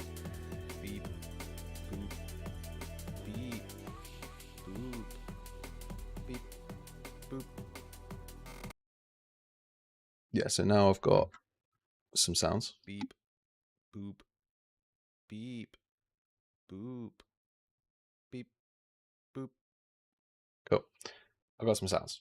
So now I can show that in the folder. Open up Audacity, which I may not yet have, so I need to go download it.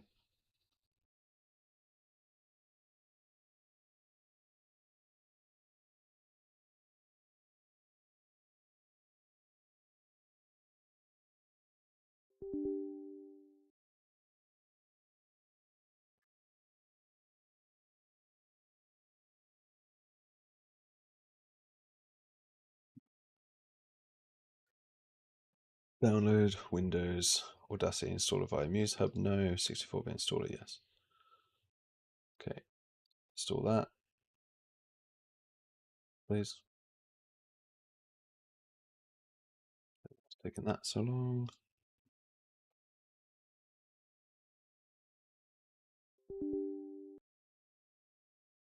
Install.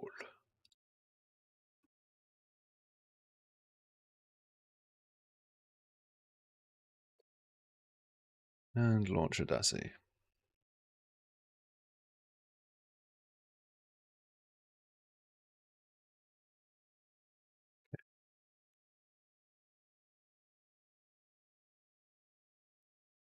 I don't see Audacity.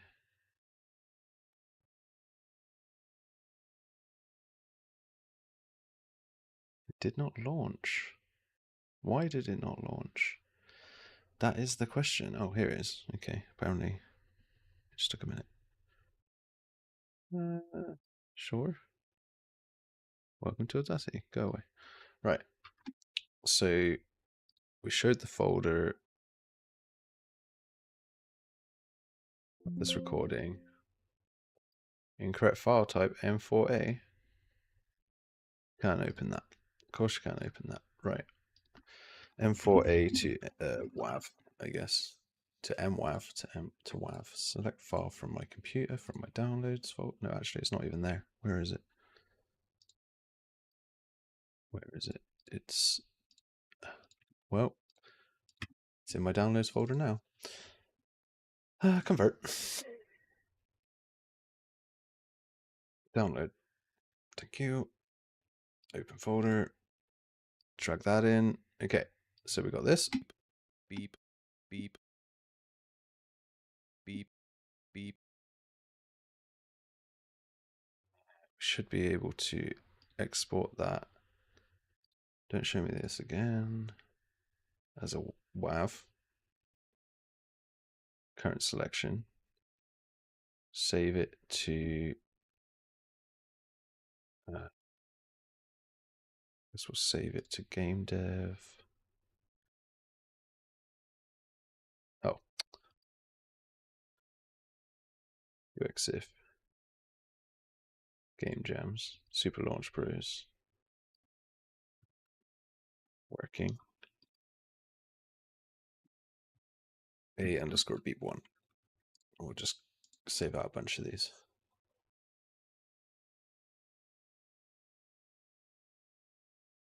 Boop.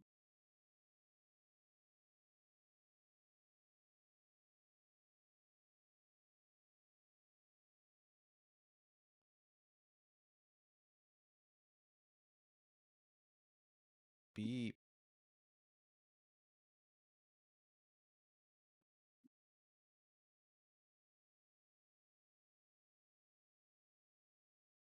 Boop. Beep. Boop.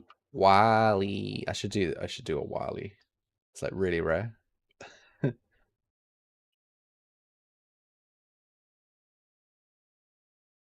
Beep.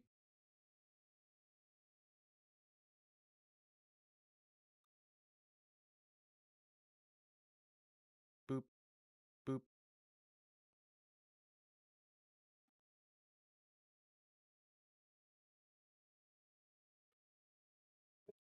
Cool. Right. Yeah, I should what would we beep boop. Beep boop. That didn't work. It's not got my microphone properly set up. File. Edit. Preferences? Question mark. Recording. How do you not know what my device is?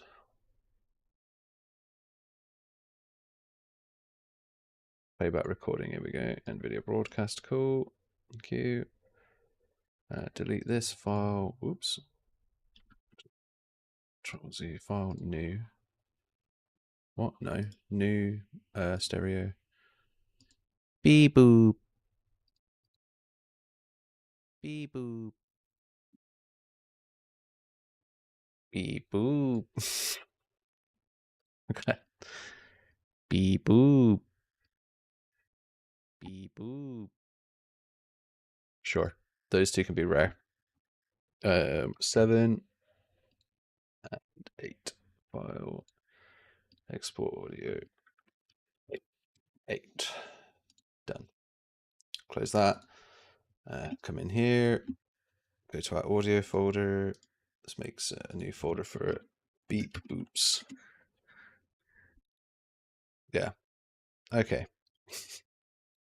I hope you enjoyed the awesome sound that was my beep boops. Working auto beep boops. We'll drop SC button over here. Copy this. Open up beep boops. Grab all of these. Right click random multiple WAVs. stick that in a heavy modulator, so we mess with the pitch here. Okay, and then we come in and the weights here. So Beep boop, beep boop, boop. yeah, this 7 and 8th. Well, in this case, it's the 1st and 2nd for whatever reason, but these will be 0.1. So what we can do as well, randomize without replacement. Should exclude from branch code. Randomize without replacement. Determines whether or not the sound node should randomize with or without replacement. Without replacement means that only nodes left will be valid. So with that, you are guaranteed to have one occurrence of the sound played until the other sounds are reset. With replacement, it means that a node will be chosen and then placed back into the set. Yeah. I want to do this one, I think. Randomize without replacement. No, I want to randomize with replacement. It means that a node will be placed back into the set, so one could play the same sound over and over, and the probabilities don't go your way. That's what I want. Now in our pawn, when we do our input, we set charging to false. We don't have any events here. We set charging to false here. We set a time dilation. So the server and the client know about kick. And in fact, I know that yeah, so the client doesn't know at the moment that someone is charging. So what we could do is we could set this variable. Put our music back on for a second while we do this. Set this to rep notify.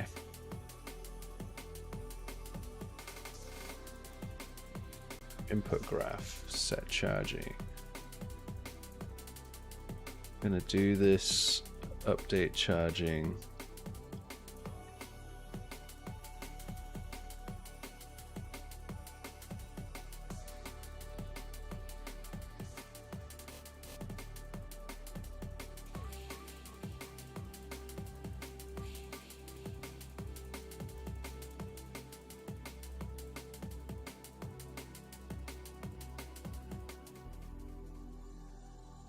That's not good. Pretty sure this occurs on the server. The input, we set charging. We come in, do this. Oh, set time delay is the one that triggers on the server, actually. Set time delay here. Yeah, what I want to do instead is server set charging. That's just going to do this.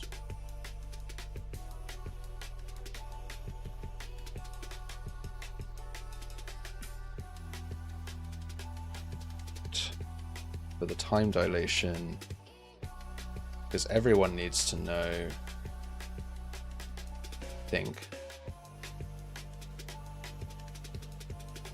that you're slowed. It's going to be a risky one. So smooth roll cam. That's just going to roll the spring arm. We should really only do this if it's locally controlled, because other people don't need to do that feature. Close that. Update charging. We are or are not simulating physics. That's how we knew before. I actually want to change this for just, if you're not simulating physics, you are charging.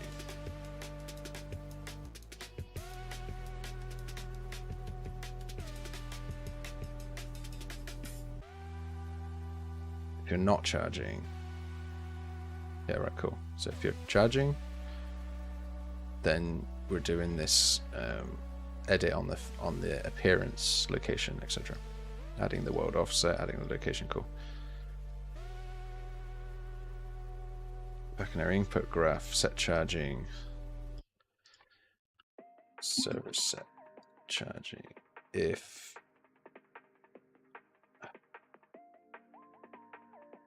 locally controlled. Well, we're always locally controlled here, so we're just going to do this.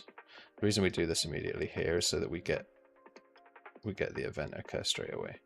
We can actually set this to skip owner, but we're not going to do that because it actually is important. Let's just do it all. Okay. Well, actually we could. Charging changed. It's only listened to by the local UI right now.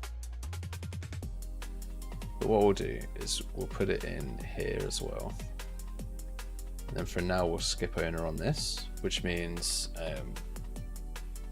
it won't fire for us twice. Like this won't fire twice.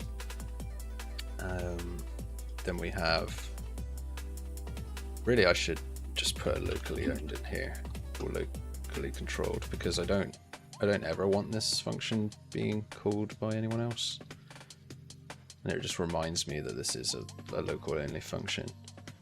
So we set the mouse cursor, we set the start charging value, and we set the time to be dilated. Yeah, so this could also happen inside the on-ramp. So when we're charging, the time is dilated, we get the physics velocities. It actually sets those on the server apparently. That's so that other clients do it too.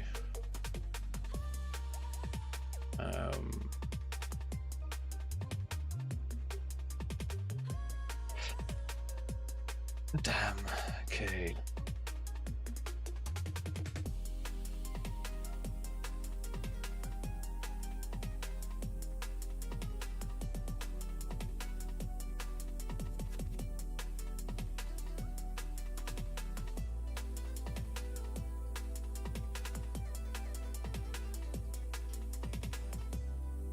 This here is assuming that this is only happening on the owner server set charging here. Well, I don't need to do it here anymore because we've already done it.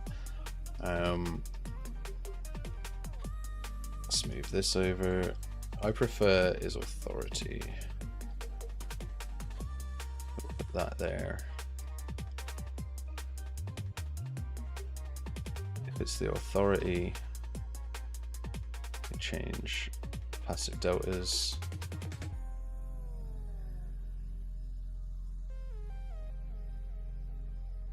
This time dilation, this bit at least, is also going to happen on clients right now. This is also going to happen on other clients at Simulate Physics, which isn't the worst. I mean, none of this is really the worst, but I mean, it can be the case that this is bad. The only people that need to cache this are the owner and the server. So I'm just going to put a branch in for that. Is local controlled or server. This is to simulate a slow motion, because we can't slow down the world time. Although we will if we manage to get to the concept of having a glass smash. Can't believe it's 5 o'clock already. We didn't get much of the gameplay done. We did get the charger done.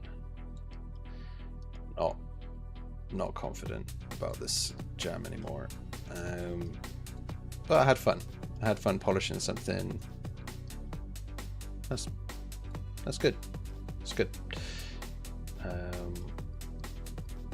Got this. That's our regen. May as well move it away. Okay, so everything should still work. Nothing works. Okay. It's because we're stopping the physics before we're capturing this.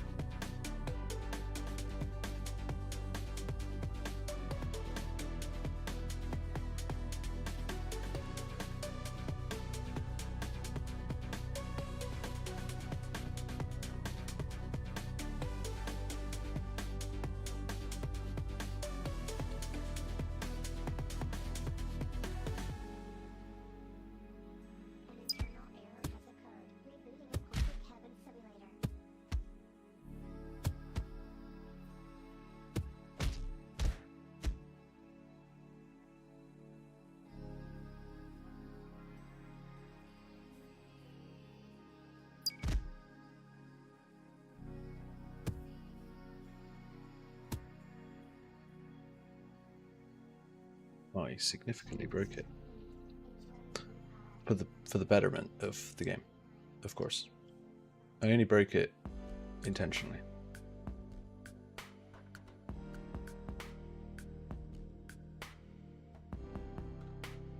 Set charging only allowed if you're the local controller. If we do so, we're going to set the charging to a variable. Then we're going to do server set charging, which is going to go to run on the server and set the charging variable, which will therefore do some onRep, which will trigger an update across the class. Okay, and then also during this, if it's true, we update the local players variables and we start the time dilation.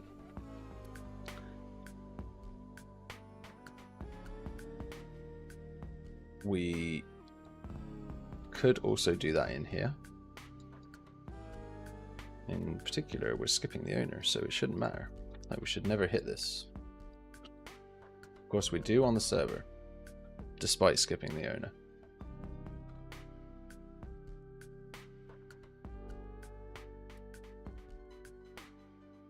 Like, this is the server. Click, immediately does it. So, I guess what we can do is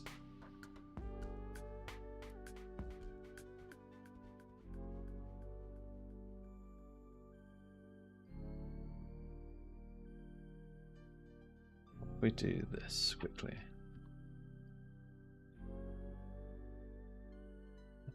Yeah, it definitely does it. It's just a quick test, so let's just not skip the owner, and then we'll put I need to do it on the server for the client side.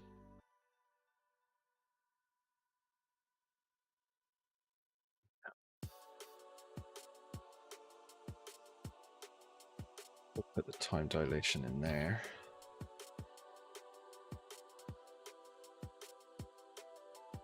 Which means it will be latent to applying the force. Makes no sense, so we'll keep that there.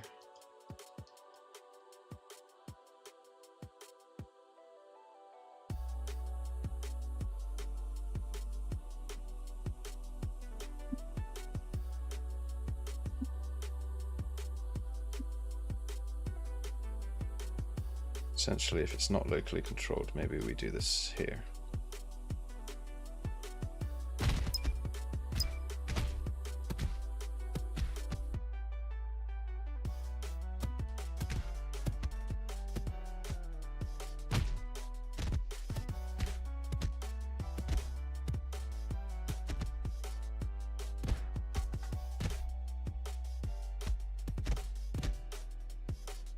I literally don't have my mouse again, so neither of them do.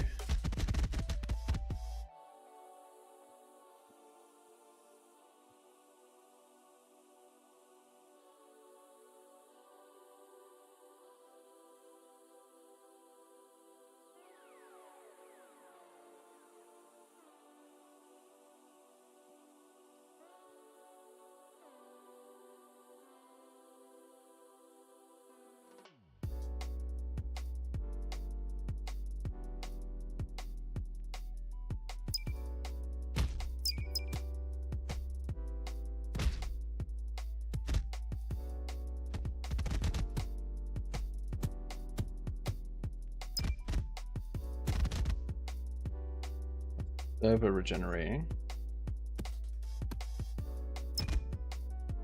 Client regenerating, that works. Cool. Right, let's add the beep boops in. So that looks like I got everything back to working, but I'll have to do a test shortly. I'm just going to get the beep boops in and then test that. So one of the reasons for on-rep charging is that I can now use this event to say if we're no longer charging, like if we just stopped charging, I can play a sound. That was the whole point in doing this. So I have a nice clean event, play sound, 2D, that is our audio beep boops. I need to change the name of this. SC beep.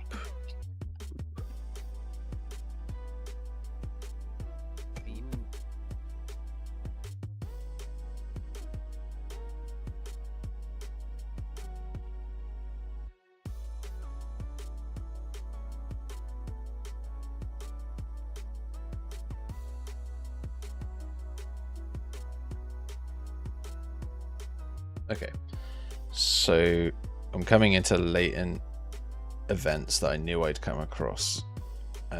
So we're drawing our HUD and a lot of our elements of our HUD, BP HUD, before we have a character. So what I can do is I can get the player controller, assign pawn changed, and then just wait for that to be as long as that's valid, and then I can say get controlled pawn.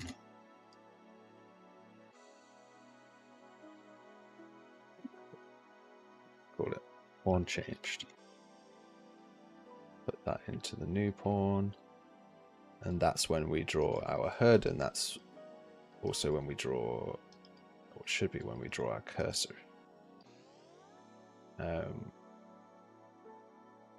If not, I need to find out where the cursor comes from. Widget underscore cursor. Just to asset, right click, find references, BPPC.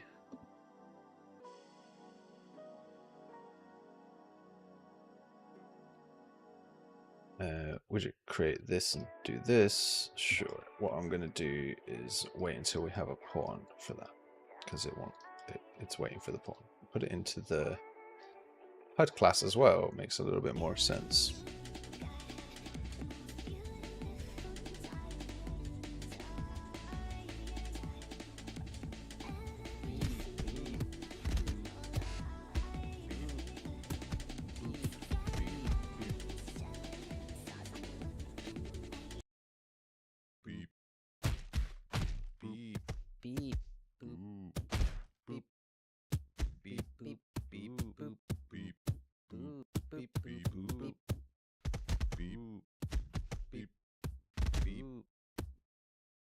So strangely, I'm getting some kind of spotting some bugs, that's for sure. Oh, that should be on false.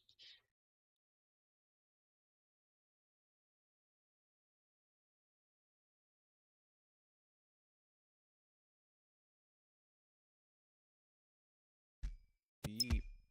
Beep. Beep. Boop. Beep. Beep. Boop. Beep. Beep. Boop. Boop. Boop. Boop.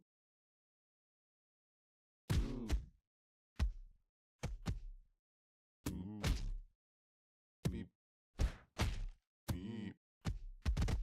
Beep. Boop. Beep. Boop. Beep. Beep. Boop. Boop. Boop. Beep. Beep. Beep. Beep. Boop. Beep. Beep. Boop. Beep. Beep. Boop. Beep. Beep. Beep. Beep. Beep. Boop. Beep. Beep. Boop. A little punch sound that comes from, I think it's from the drag power. Drag power bar. Sound. Nope. Cursor.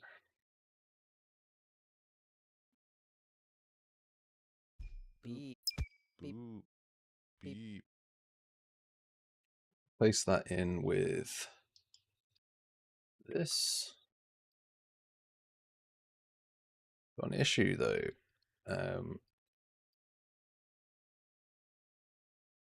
See if I can fix it, but basically input graph here. Setting this immediately is not good. We need to do it like this, and then it's latent, and then it means that we could call this multiple times, none of which is good. And I hate that I did this change.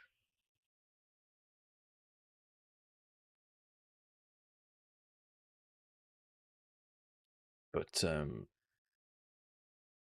way it is. Yeah, so now it's going to be like, are you charging? And it's like, I don't know, because I haven't changed yet. So what we could do instead of this is maybe we do multicast that. I really want to skip this on the owner, but it wouldn't let me. Like, it just wouldn't let me skip it.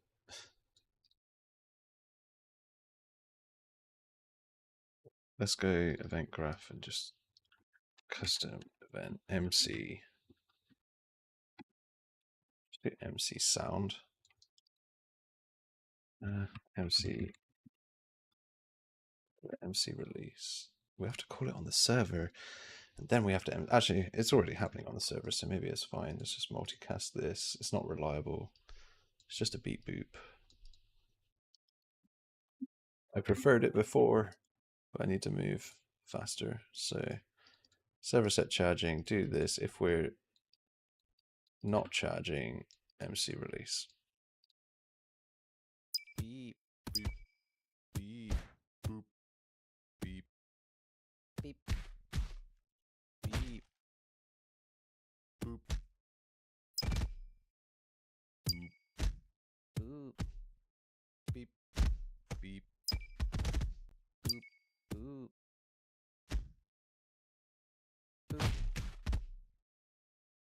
boop, boop, beep, beep. All right. I've got to go eat food, and I'll be back around 6, 7, and we've got loads to do still. We didn't get the damage corrosion volumes done, although I could just try and quickly do that. Try and get some more gameplay done quickly.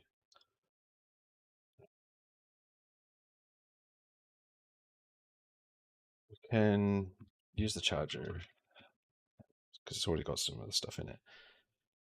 BP damage volume, I guess we'll call it. We'll remove some of the art in here. In fact, we'll remove pretty much all of the art in here. The only thing we're not going to remove is the box. All of that. We don't want its Niagara volumes. Okay. This box will just make it so it's not hidden for now. And in the event graph, we don't want a timeline or any kind of animations. We don't really want any sounds or activations. We just want to know if there's a recharge. So we'll do check damage. So that's just on enter and exit, check if we're doing damage to someone or not. We'll have a tag, value tag, we'll call it, and it's a name. Come in here, we get the pawns, we get all the pawns. If they are contained in our array, well, actually what we do is we get comps class, get components by class value component. For each of those, if the tag contains our tag,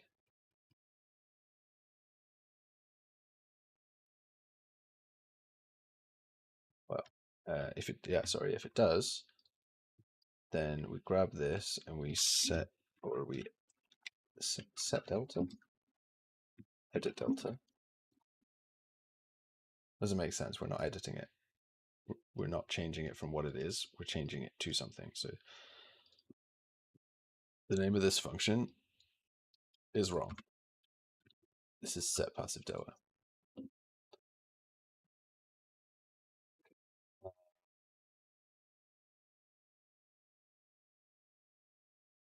if it contains, oh, no, that's wrong. Essentially, we set it to a selector. Select flow. If the pawn is in this volume, is in this volume. This is for damage over time. So let's do a bool, which is like instant damage. So we'll say here instant damage.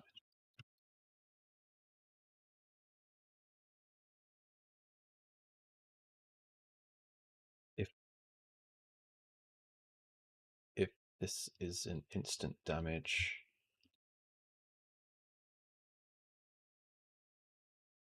that if it isn't, then check dot, which is damage over time,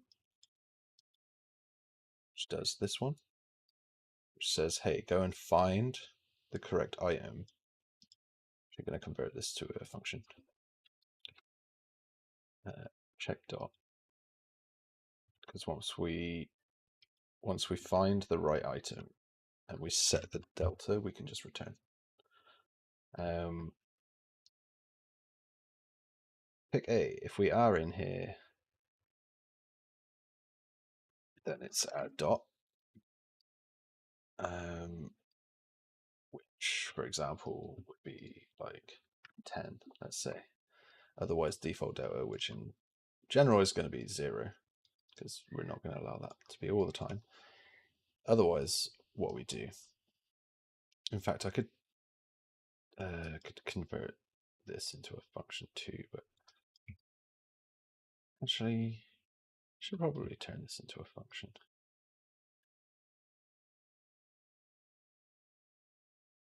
The function get value.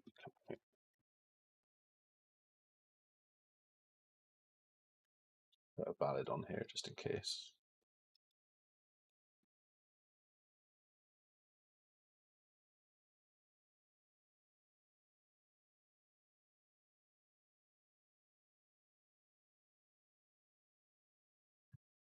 Yeah, so then if it's instant, I get the other actor and I get the value component, and I just literally say edit value, and it will be instant.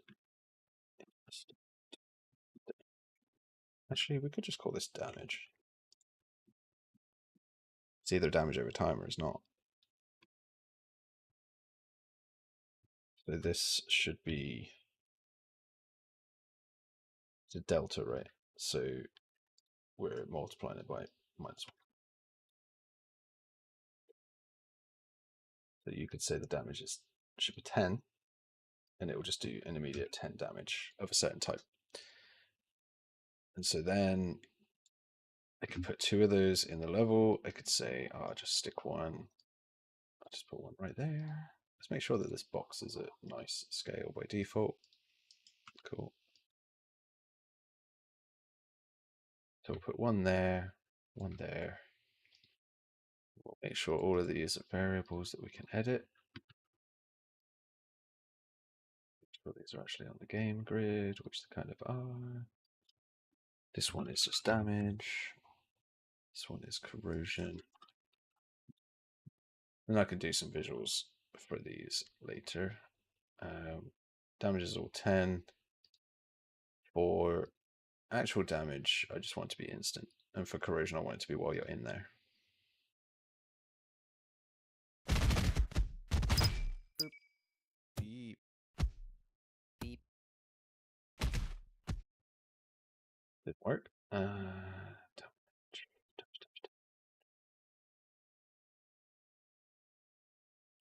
Try this.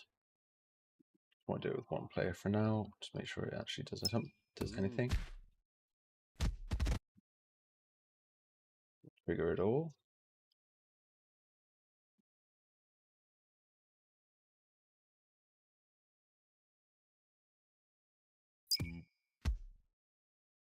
Okay. Beep.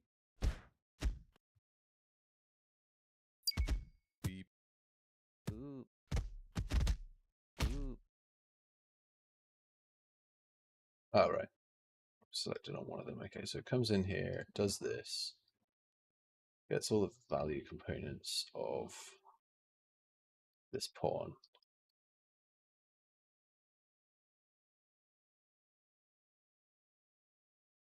Finds it, it returns it, and otherwise, oops, otherwise should return nothing. So what we want to do is print off here. Beep, boop. So he does find it, comes in, and says, hey, what's the damage? It's minus 10. Comes in, can I edit?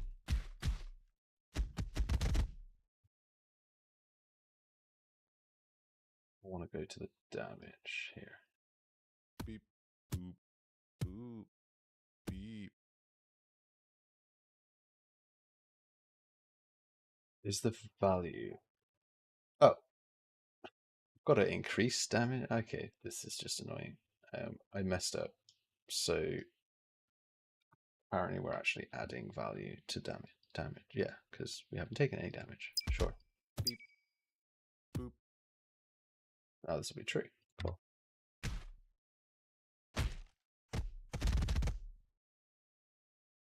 So the value... Oh, it's a value, yeah. Sure. Beep. Boop. Beep. Boop. Yeah, so that one's just like, while you're in there, you're going to take poison. And so you can see how I'm almost dead. I can increase my power. Beep. Beep. But I can like barely Beep.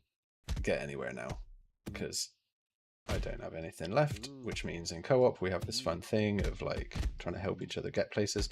I need to fix these bars though. I think the point was to set the max value. Set the value. Set value.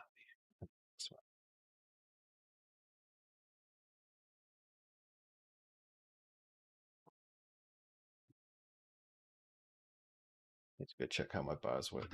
I forgot how I intended to do this. Widget HUD. Update these.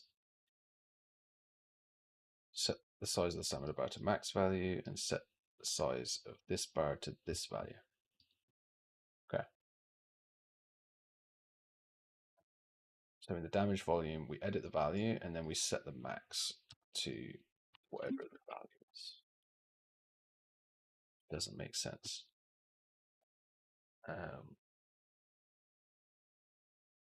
Just for a visual reason. Essentially, we'd have to change the max like this. Sure. Change the max and then we edit the delta to reach the max. Beep. Beep. Boop. It's red bar. I do get 2 hits on there. Beep. Beep. Get it on the way out. Did I get it on the way out? That's pretty funny if I did. Pretty sure I do. Yeah, I get it on the way out. That's hilarious. So we'll do this. If it's not instant damage, check the dot on exit. And if we're instant damage, we just want to do the damage here. Boop. Beep. Boop. Beep. Boop. Boop. Beep. So I've got to add some damage events, like ouch. Beep. Beep. Beep. Beep. Boop. Beep. This will drain this. Just kills you. And then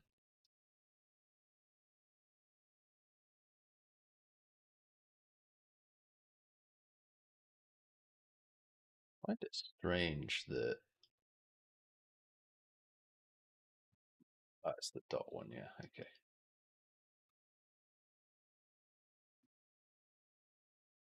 For the dot, it grows, the passive delta grows. But the max doesn't get updated over time. We're using that max value. Okay, I got a better idea. Rather than doing this, the max is just 100, and that's fine. We'll edit the value by damage. In our HUD, in our value component, we'll just add a new boolean, which is kind of annoying. This just makes the game seem weird, but it doesn't have to be perfect. It's just draw full, the game. So on construct, if we're drawing full, we literally just set percent. Otherwise, we care about the values.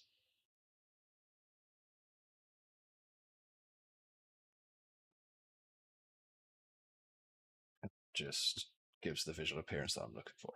So let's try that. Boop, beep. Boop. Beep, boop. Boop. To actually set on the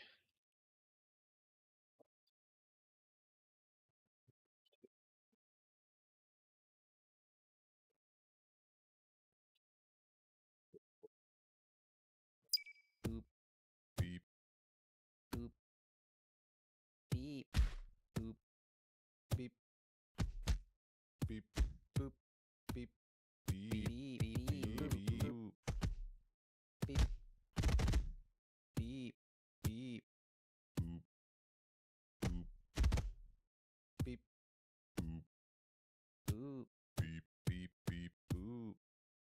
yeah. So X eyes on death is another thing I want to do.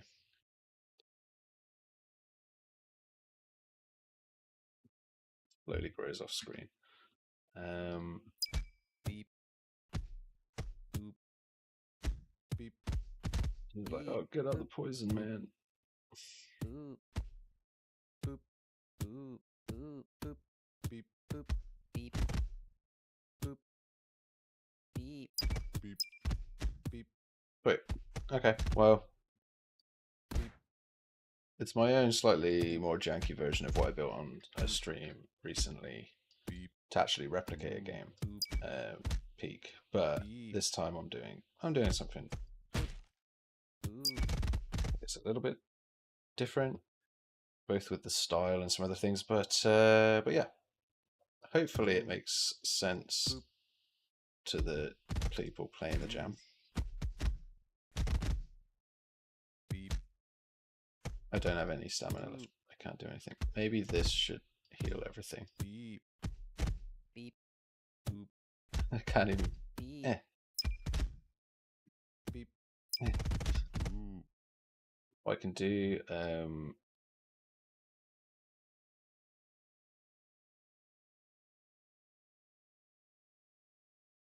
In our stamina bar, we're editing the max value here. So what I can do is ask if this is less than or equal to 0.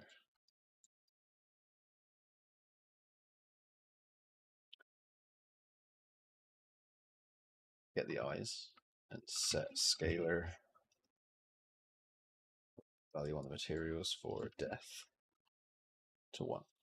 And then we can actually just put a selector on here. Select float on here. It's less than or equal to 0 is 1, otherwise it's that. And then I can go into that material for the eyes. It's the face material. Double click on that. Oh, it's a basic. Well, that's a shame. It's just going to be m_face. That's going to replace this. And so in face, we have a scalar called death. And if, I guess. Actually, I could just change the texture.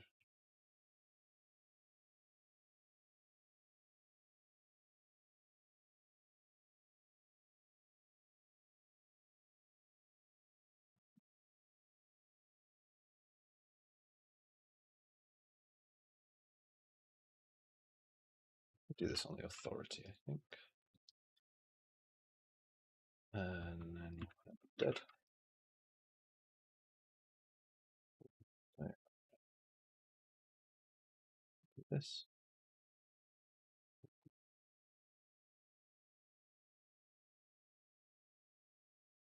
Texture.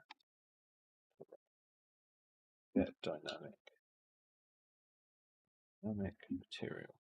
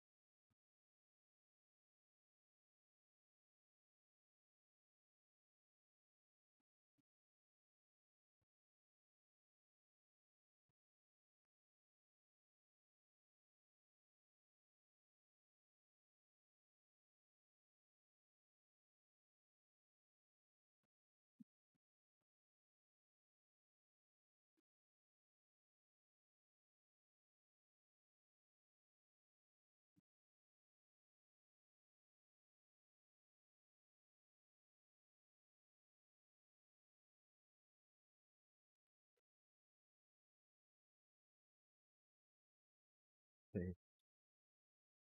Finally have a begin play function. It's to init the face. Okay. Beep. So I'm not dead. Beep. Beep. Beep. Beep. Boop. Beep. Boop. Beep. Beep. Boop. Beep. Beep. Boop. Boop. Beep. Boop. And make it Beep. Beep. Oh. Beep. regenerated a tiny bit. Boop. Beep. Boop. Beep. Okay, I need to try again. Boop. Beep. Beep. Now my mouse is Boop. gone. Boop. Beep. Boop. Beep. Boop. So that's that bug again. Widget underscore cursor. It's really getting on my nerves. Check visibility. Isn't the viewport? Yes. Is it visible? Yes. Then why?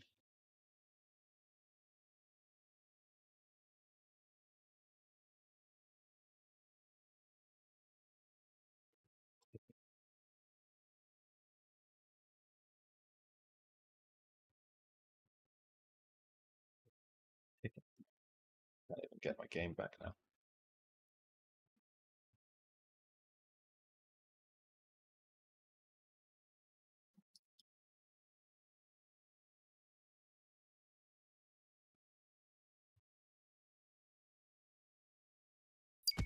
Beep.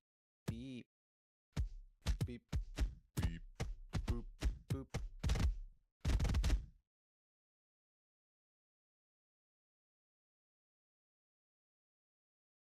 Huh. Boop. Beep. Beep. For God's sake, you know what I didn't do? You know what was funny? You know what's hilarious? You know what I didn't do?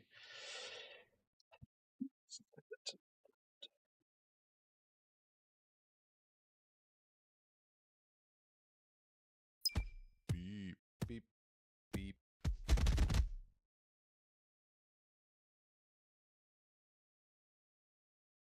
So another thing to do while this is happening is do some effects. And then he dies. Beep, beep, beep, boop, beep, beep, beep, beep, beep, beep, boop, boop, beep, boop, boop, beep, beep, beep, boop, boop, beep, beep, boop, beep, boop, beep, beep, beep. About 10 years. Yeah, I'm good. How are you? Okay, we got a little box. We got a little damage box.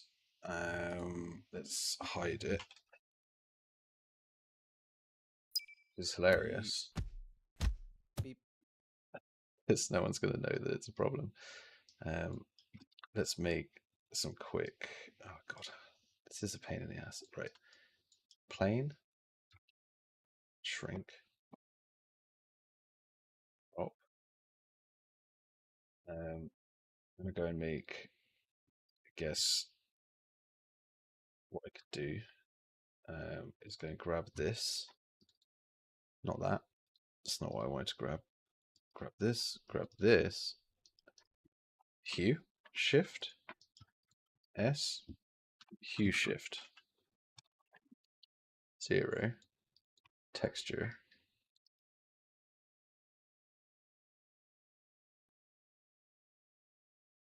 Put this hue shift on to this RGB and plug that into our desaturation, and now we've got the ability to color these in another way. So yeah, hit or miss. Yeah, I've been doing it for around 10 years. I started in 2016 at university. Do you use AI now that it's available? Yes, I do. I'm wanting to start working in UE5, but it's fairly overwhelming. And I have seen some videos where they use AI plugins or something that make things easier and then would just become the code verification mule. Yeah, it helps to be able to read it for sure, or to have done it for a while, because you can. It's just problem solving at the end of the day. There's problems, there's different solutions, and there's languages involved in some cases. In this case, it's obviously visual scripting, but it's still a language. And then so a lot of the problem solving will just come down to, I've seen this before, I've done this before. So just doing it is like 80% of the battle, and then the other 20% is the skill. And so I haven't seen anything in AI that can do blueprints well yet. I haven't seen that happen. I have seen some stuff for like the UEFN developer assistant that looks cool for AI code that can produce games, but you're obviously limited by what UEFN can do, which is to say you're limited now, you're not going to be limited for long, because they're going to keep investing in UEFN to turn it into, a big accessible game production platform, and Verse is probably going to be part of UE6. I think I mentioned it already. I think Mr. Sweeney has already let us know, on a podcast that he did. So learning Verse in UEFN and with the AI assistant tool, it's going to be a really quick way for you to make games. How would you recommend that I start off? I don't believe any do blueprints currently, but they can do C++ well. Yeah, I mean, you could do that. Absolutely. I would do game jams when I'm looking to learn tools, because it gives you need a problem to solve, and a games jam is just a problem that needs a solution, and it helps to just direct you in that regard. Okay, so what was I doing? I was hue shifting so that I can take this tile and actually make a red tile. So I'd reset this, I'd reset to saturation. I don't want it to saturate it. And then I would just hue shift it to red, which of course I can't quite get it to red.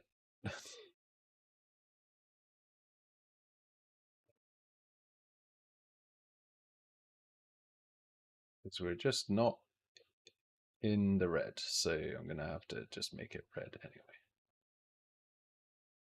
That's fine. I'm gonna get. I mean, it's useful maybe for other things. So let's just get rid of tile 3. Don't want that. let's just take this red tile. I goes M underscore damager. This is my damager. This damager is going on here. It's a damager. And then if I go in here, I can pick a different sprite. I wanted to pick this thing.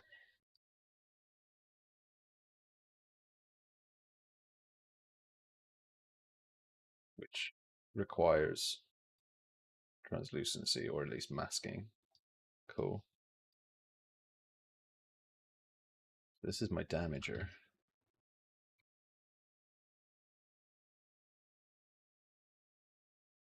Okay, and then this platform tile underscore damage. Put that on there. Obviously, it's not going to be green, it's going to be red. Now, if I go near that bad tile, it's like, I just need to add the sound effects to like oof and bounce away from it, I guess. And also probably just bring this down. Okay, and then the other one is tile corrosion. Yeah. This looks crap, honestly. It's not the original design at all. So I'm gonna need to come back to this.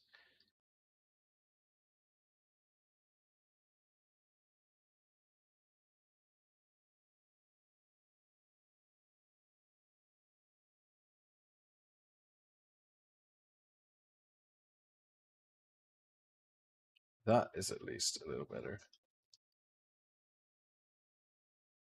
Again, yeah, it's not gonna work. It's not the same. It's not the same, man. It's not the same.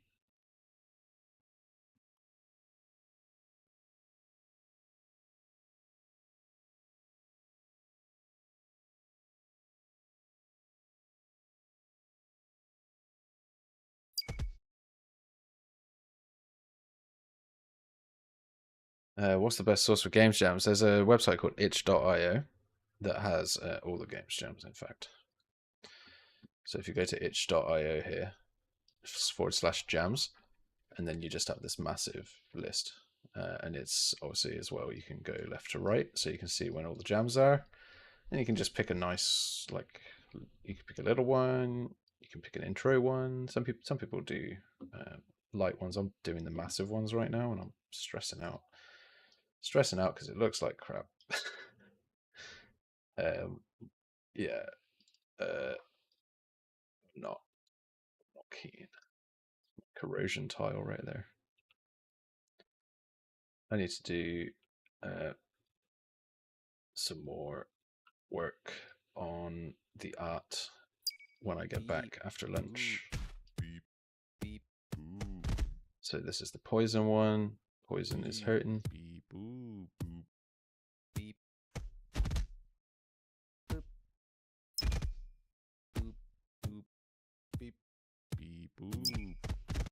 Okay, so I need to do poison effects.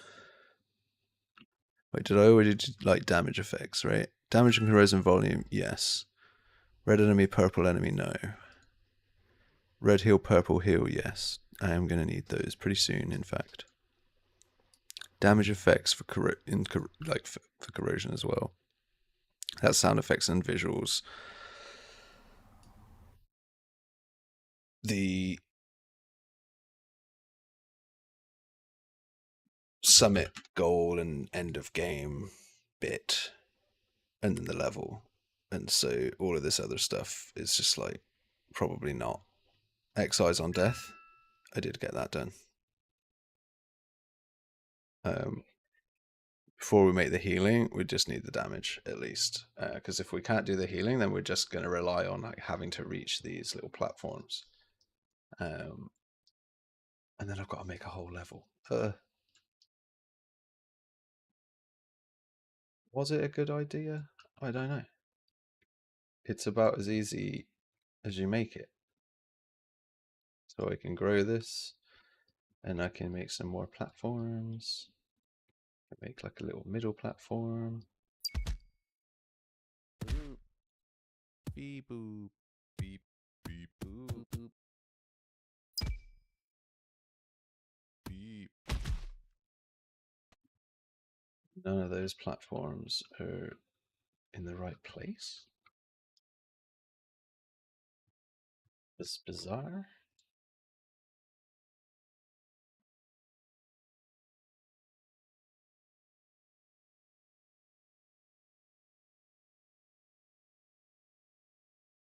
This is the bit where hopefully I can use PCG to speed some of this up, but we'll see. Beep. Boop. Beep. Beep. Boop. Boop.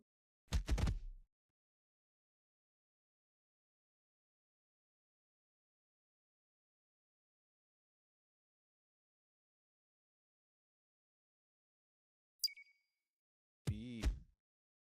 Beep. Beep. Beep. Beep. Beep. Boop. Beep. Beep. Beep. Boop. Boop. Beep. Boop.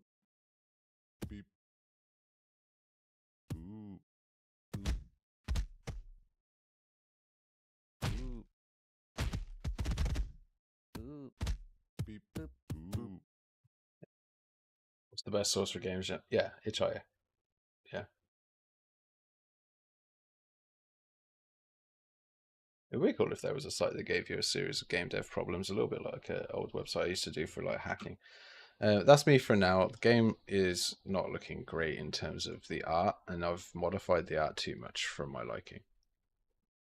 I was hoping that modifying this would look fine. I'm going to go and look back at the original PNGs. Because despite me saying like, oh, I can just color shift it, I can't. And so in this one, yeah, there aren't purple platforms. There are these purple platforms. There's this platform.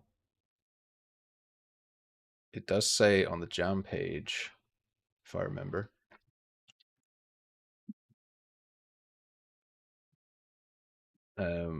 You can edit, recolor, crop, rotate, flip, and scale, and combine assets. You can recolor them. So the trick for this, in my opinion, is, and the reason it looks bad when I color shift this, so I hue shift this right, but you can see how the bottom also changes hue, and I think that's the main problem. I need to only change the hue on the top of this image. This is this nice gray that fades to like the background, yet when I change the fade, obviously it stops doing that. And it just looks kind of off in comparison to the rest. So what I might be able to do is if I go to tile, we've got M basic.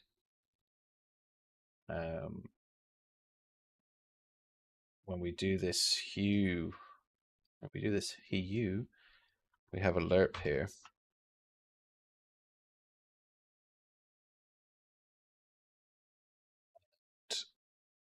It's essentially the G channel step with like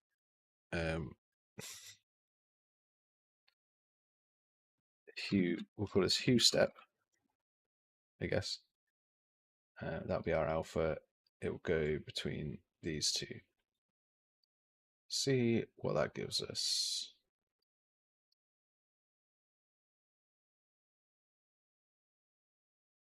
If I have a hue shift, but yeah, so here it is working, but I need to be able to invert it.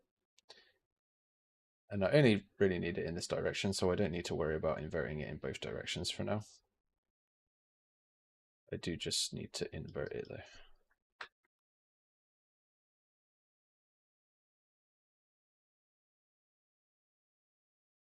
So now I do my hue step. It's like I only want to hue the purple. I only want to hue shift the purple. Cool.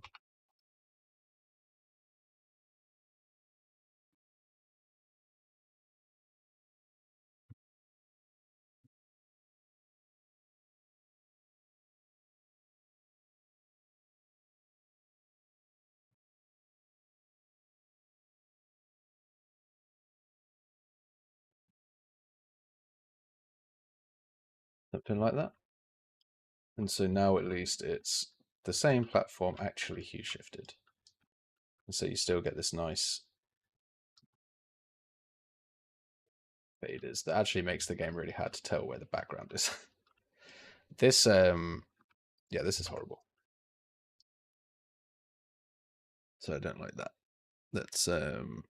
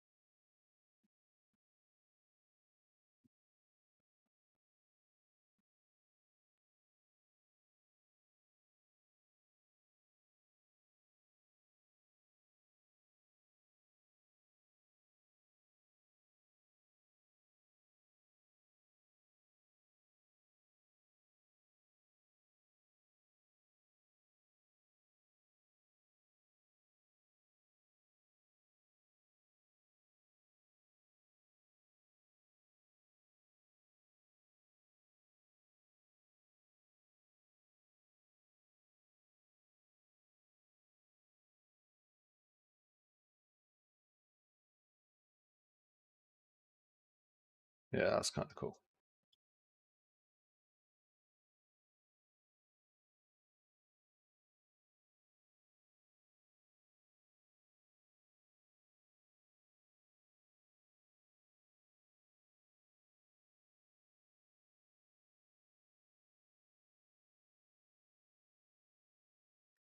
Gotta run. Have a good one making dinner. Yeah, I am going to be doing that very shortly.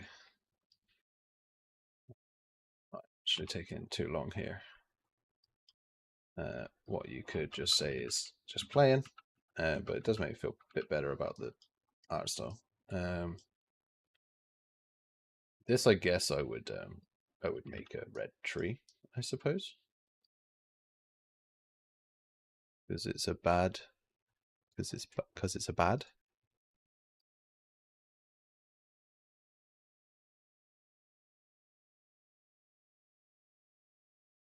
So they are white trees in the thing, but you can't see them. Like that's the color of the tree in the demo, and that's the color of the background in the demo. So I'm like, how do you see the trees? Shape characters. And I look at this and I'm like, oh, I guess he's got an even lighter background.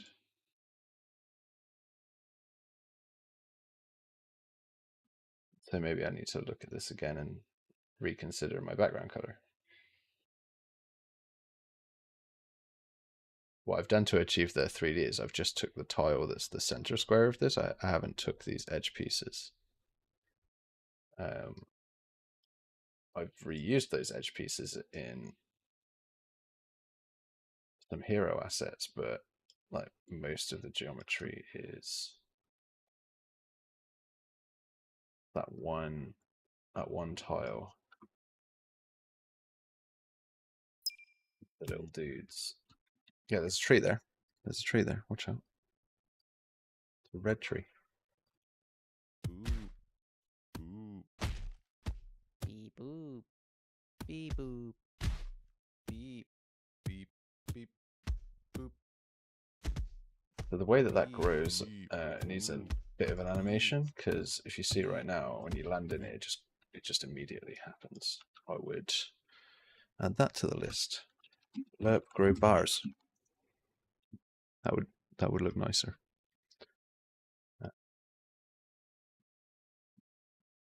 Recoloration. Did that. Makes me feel a bit better. Let's get purple tree.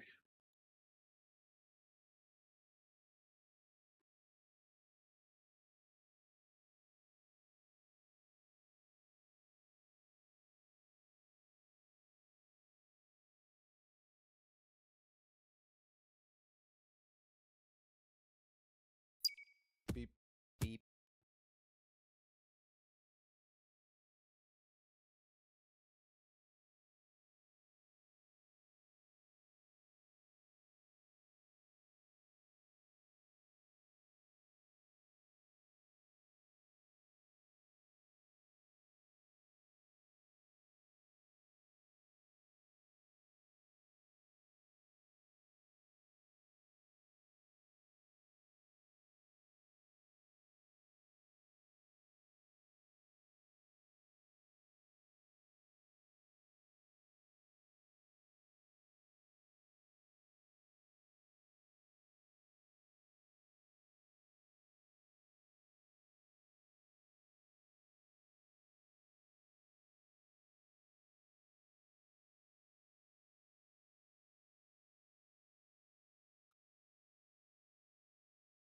Ooh.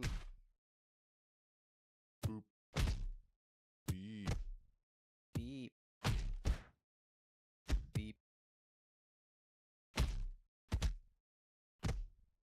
Boop. Ooh. Beep. Ooh. Ooh.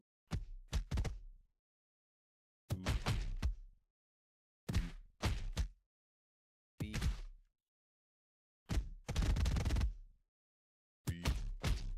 Beep. Ooh. Beep. Boop. Beep. Boop. Beep. Ooh. Ooh.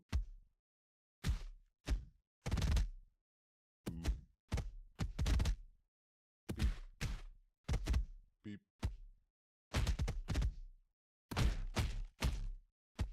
Ooh. Anyway, right. That's me for another hour or so, and I'll be back. That wasn't such a great session, I would say.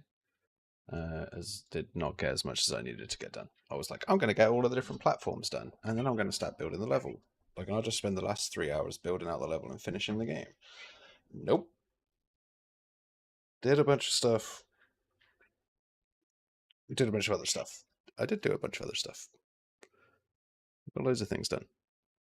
But they're the right things. That's why we do games jams. We get better at prioritizing. That's the goal. I need to really get better at that. Okay, cool. So, when I've got the freedom, it's a bit of a curse. All right. Catch you later. I will see you in about an hour or so if you're joining us for the last part of the stream, which may or may not be like 12 hours long, because I might just stay up and finish the game. We'll see. If not, what will happen is I'll do a stream. I'll get to a point where I'm like, I don't want to stream now. I want to just focus, concentrate, cocus. I want to constant focus, and I will then like make a recap video or a video that's like, hey, this is what I did in those last like 4 hours off cam. If you want to see those hours of me just like monging at the screen, let me know, and I'll do it. I'll do it. I'll do it for the immortalization of game jamming. Yeah, I'll catch you in a bit, Bernardo. We'll have some fun. We'll have some fun. We'll have 3 more hours of fun and more hours of maybe not so much fun. 12 hours. I think there's left, something like that.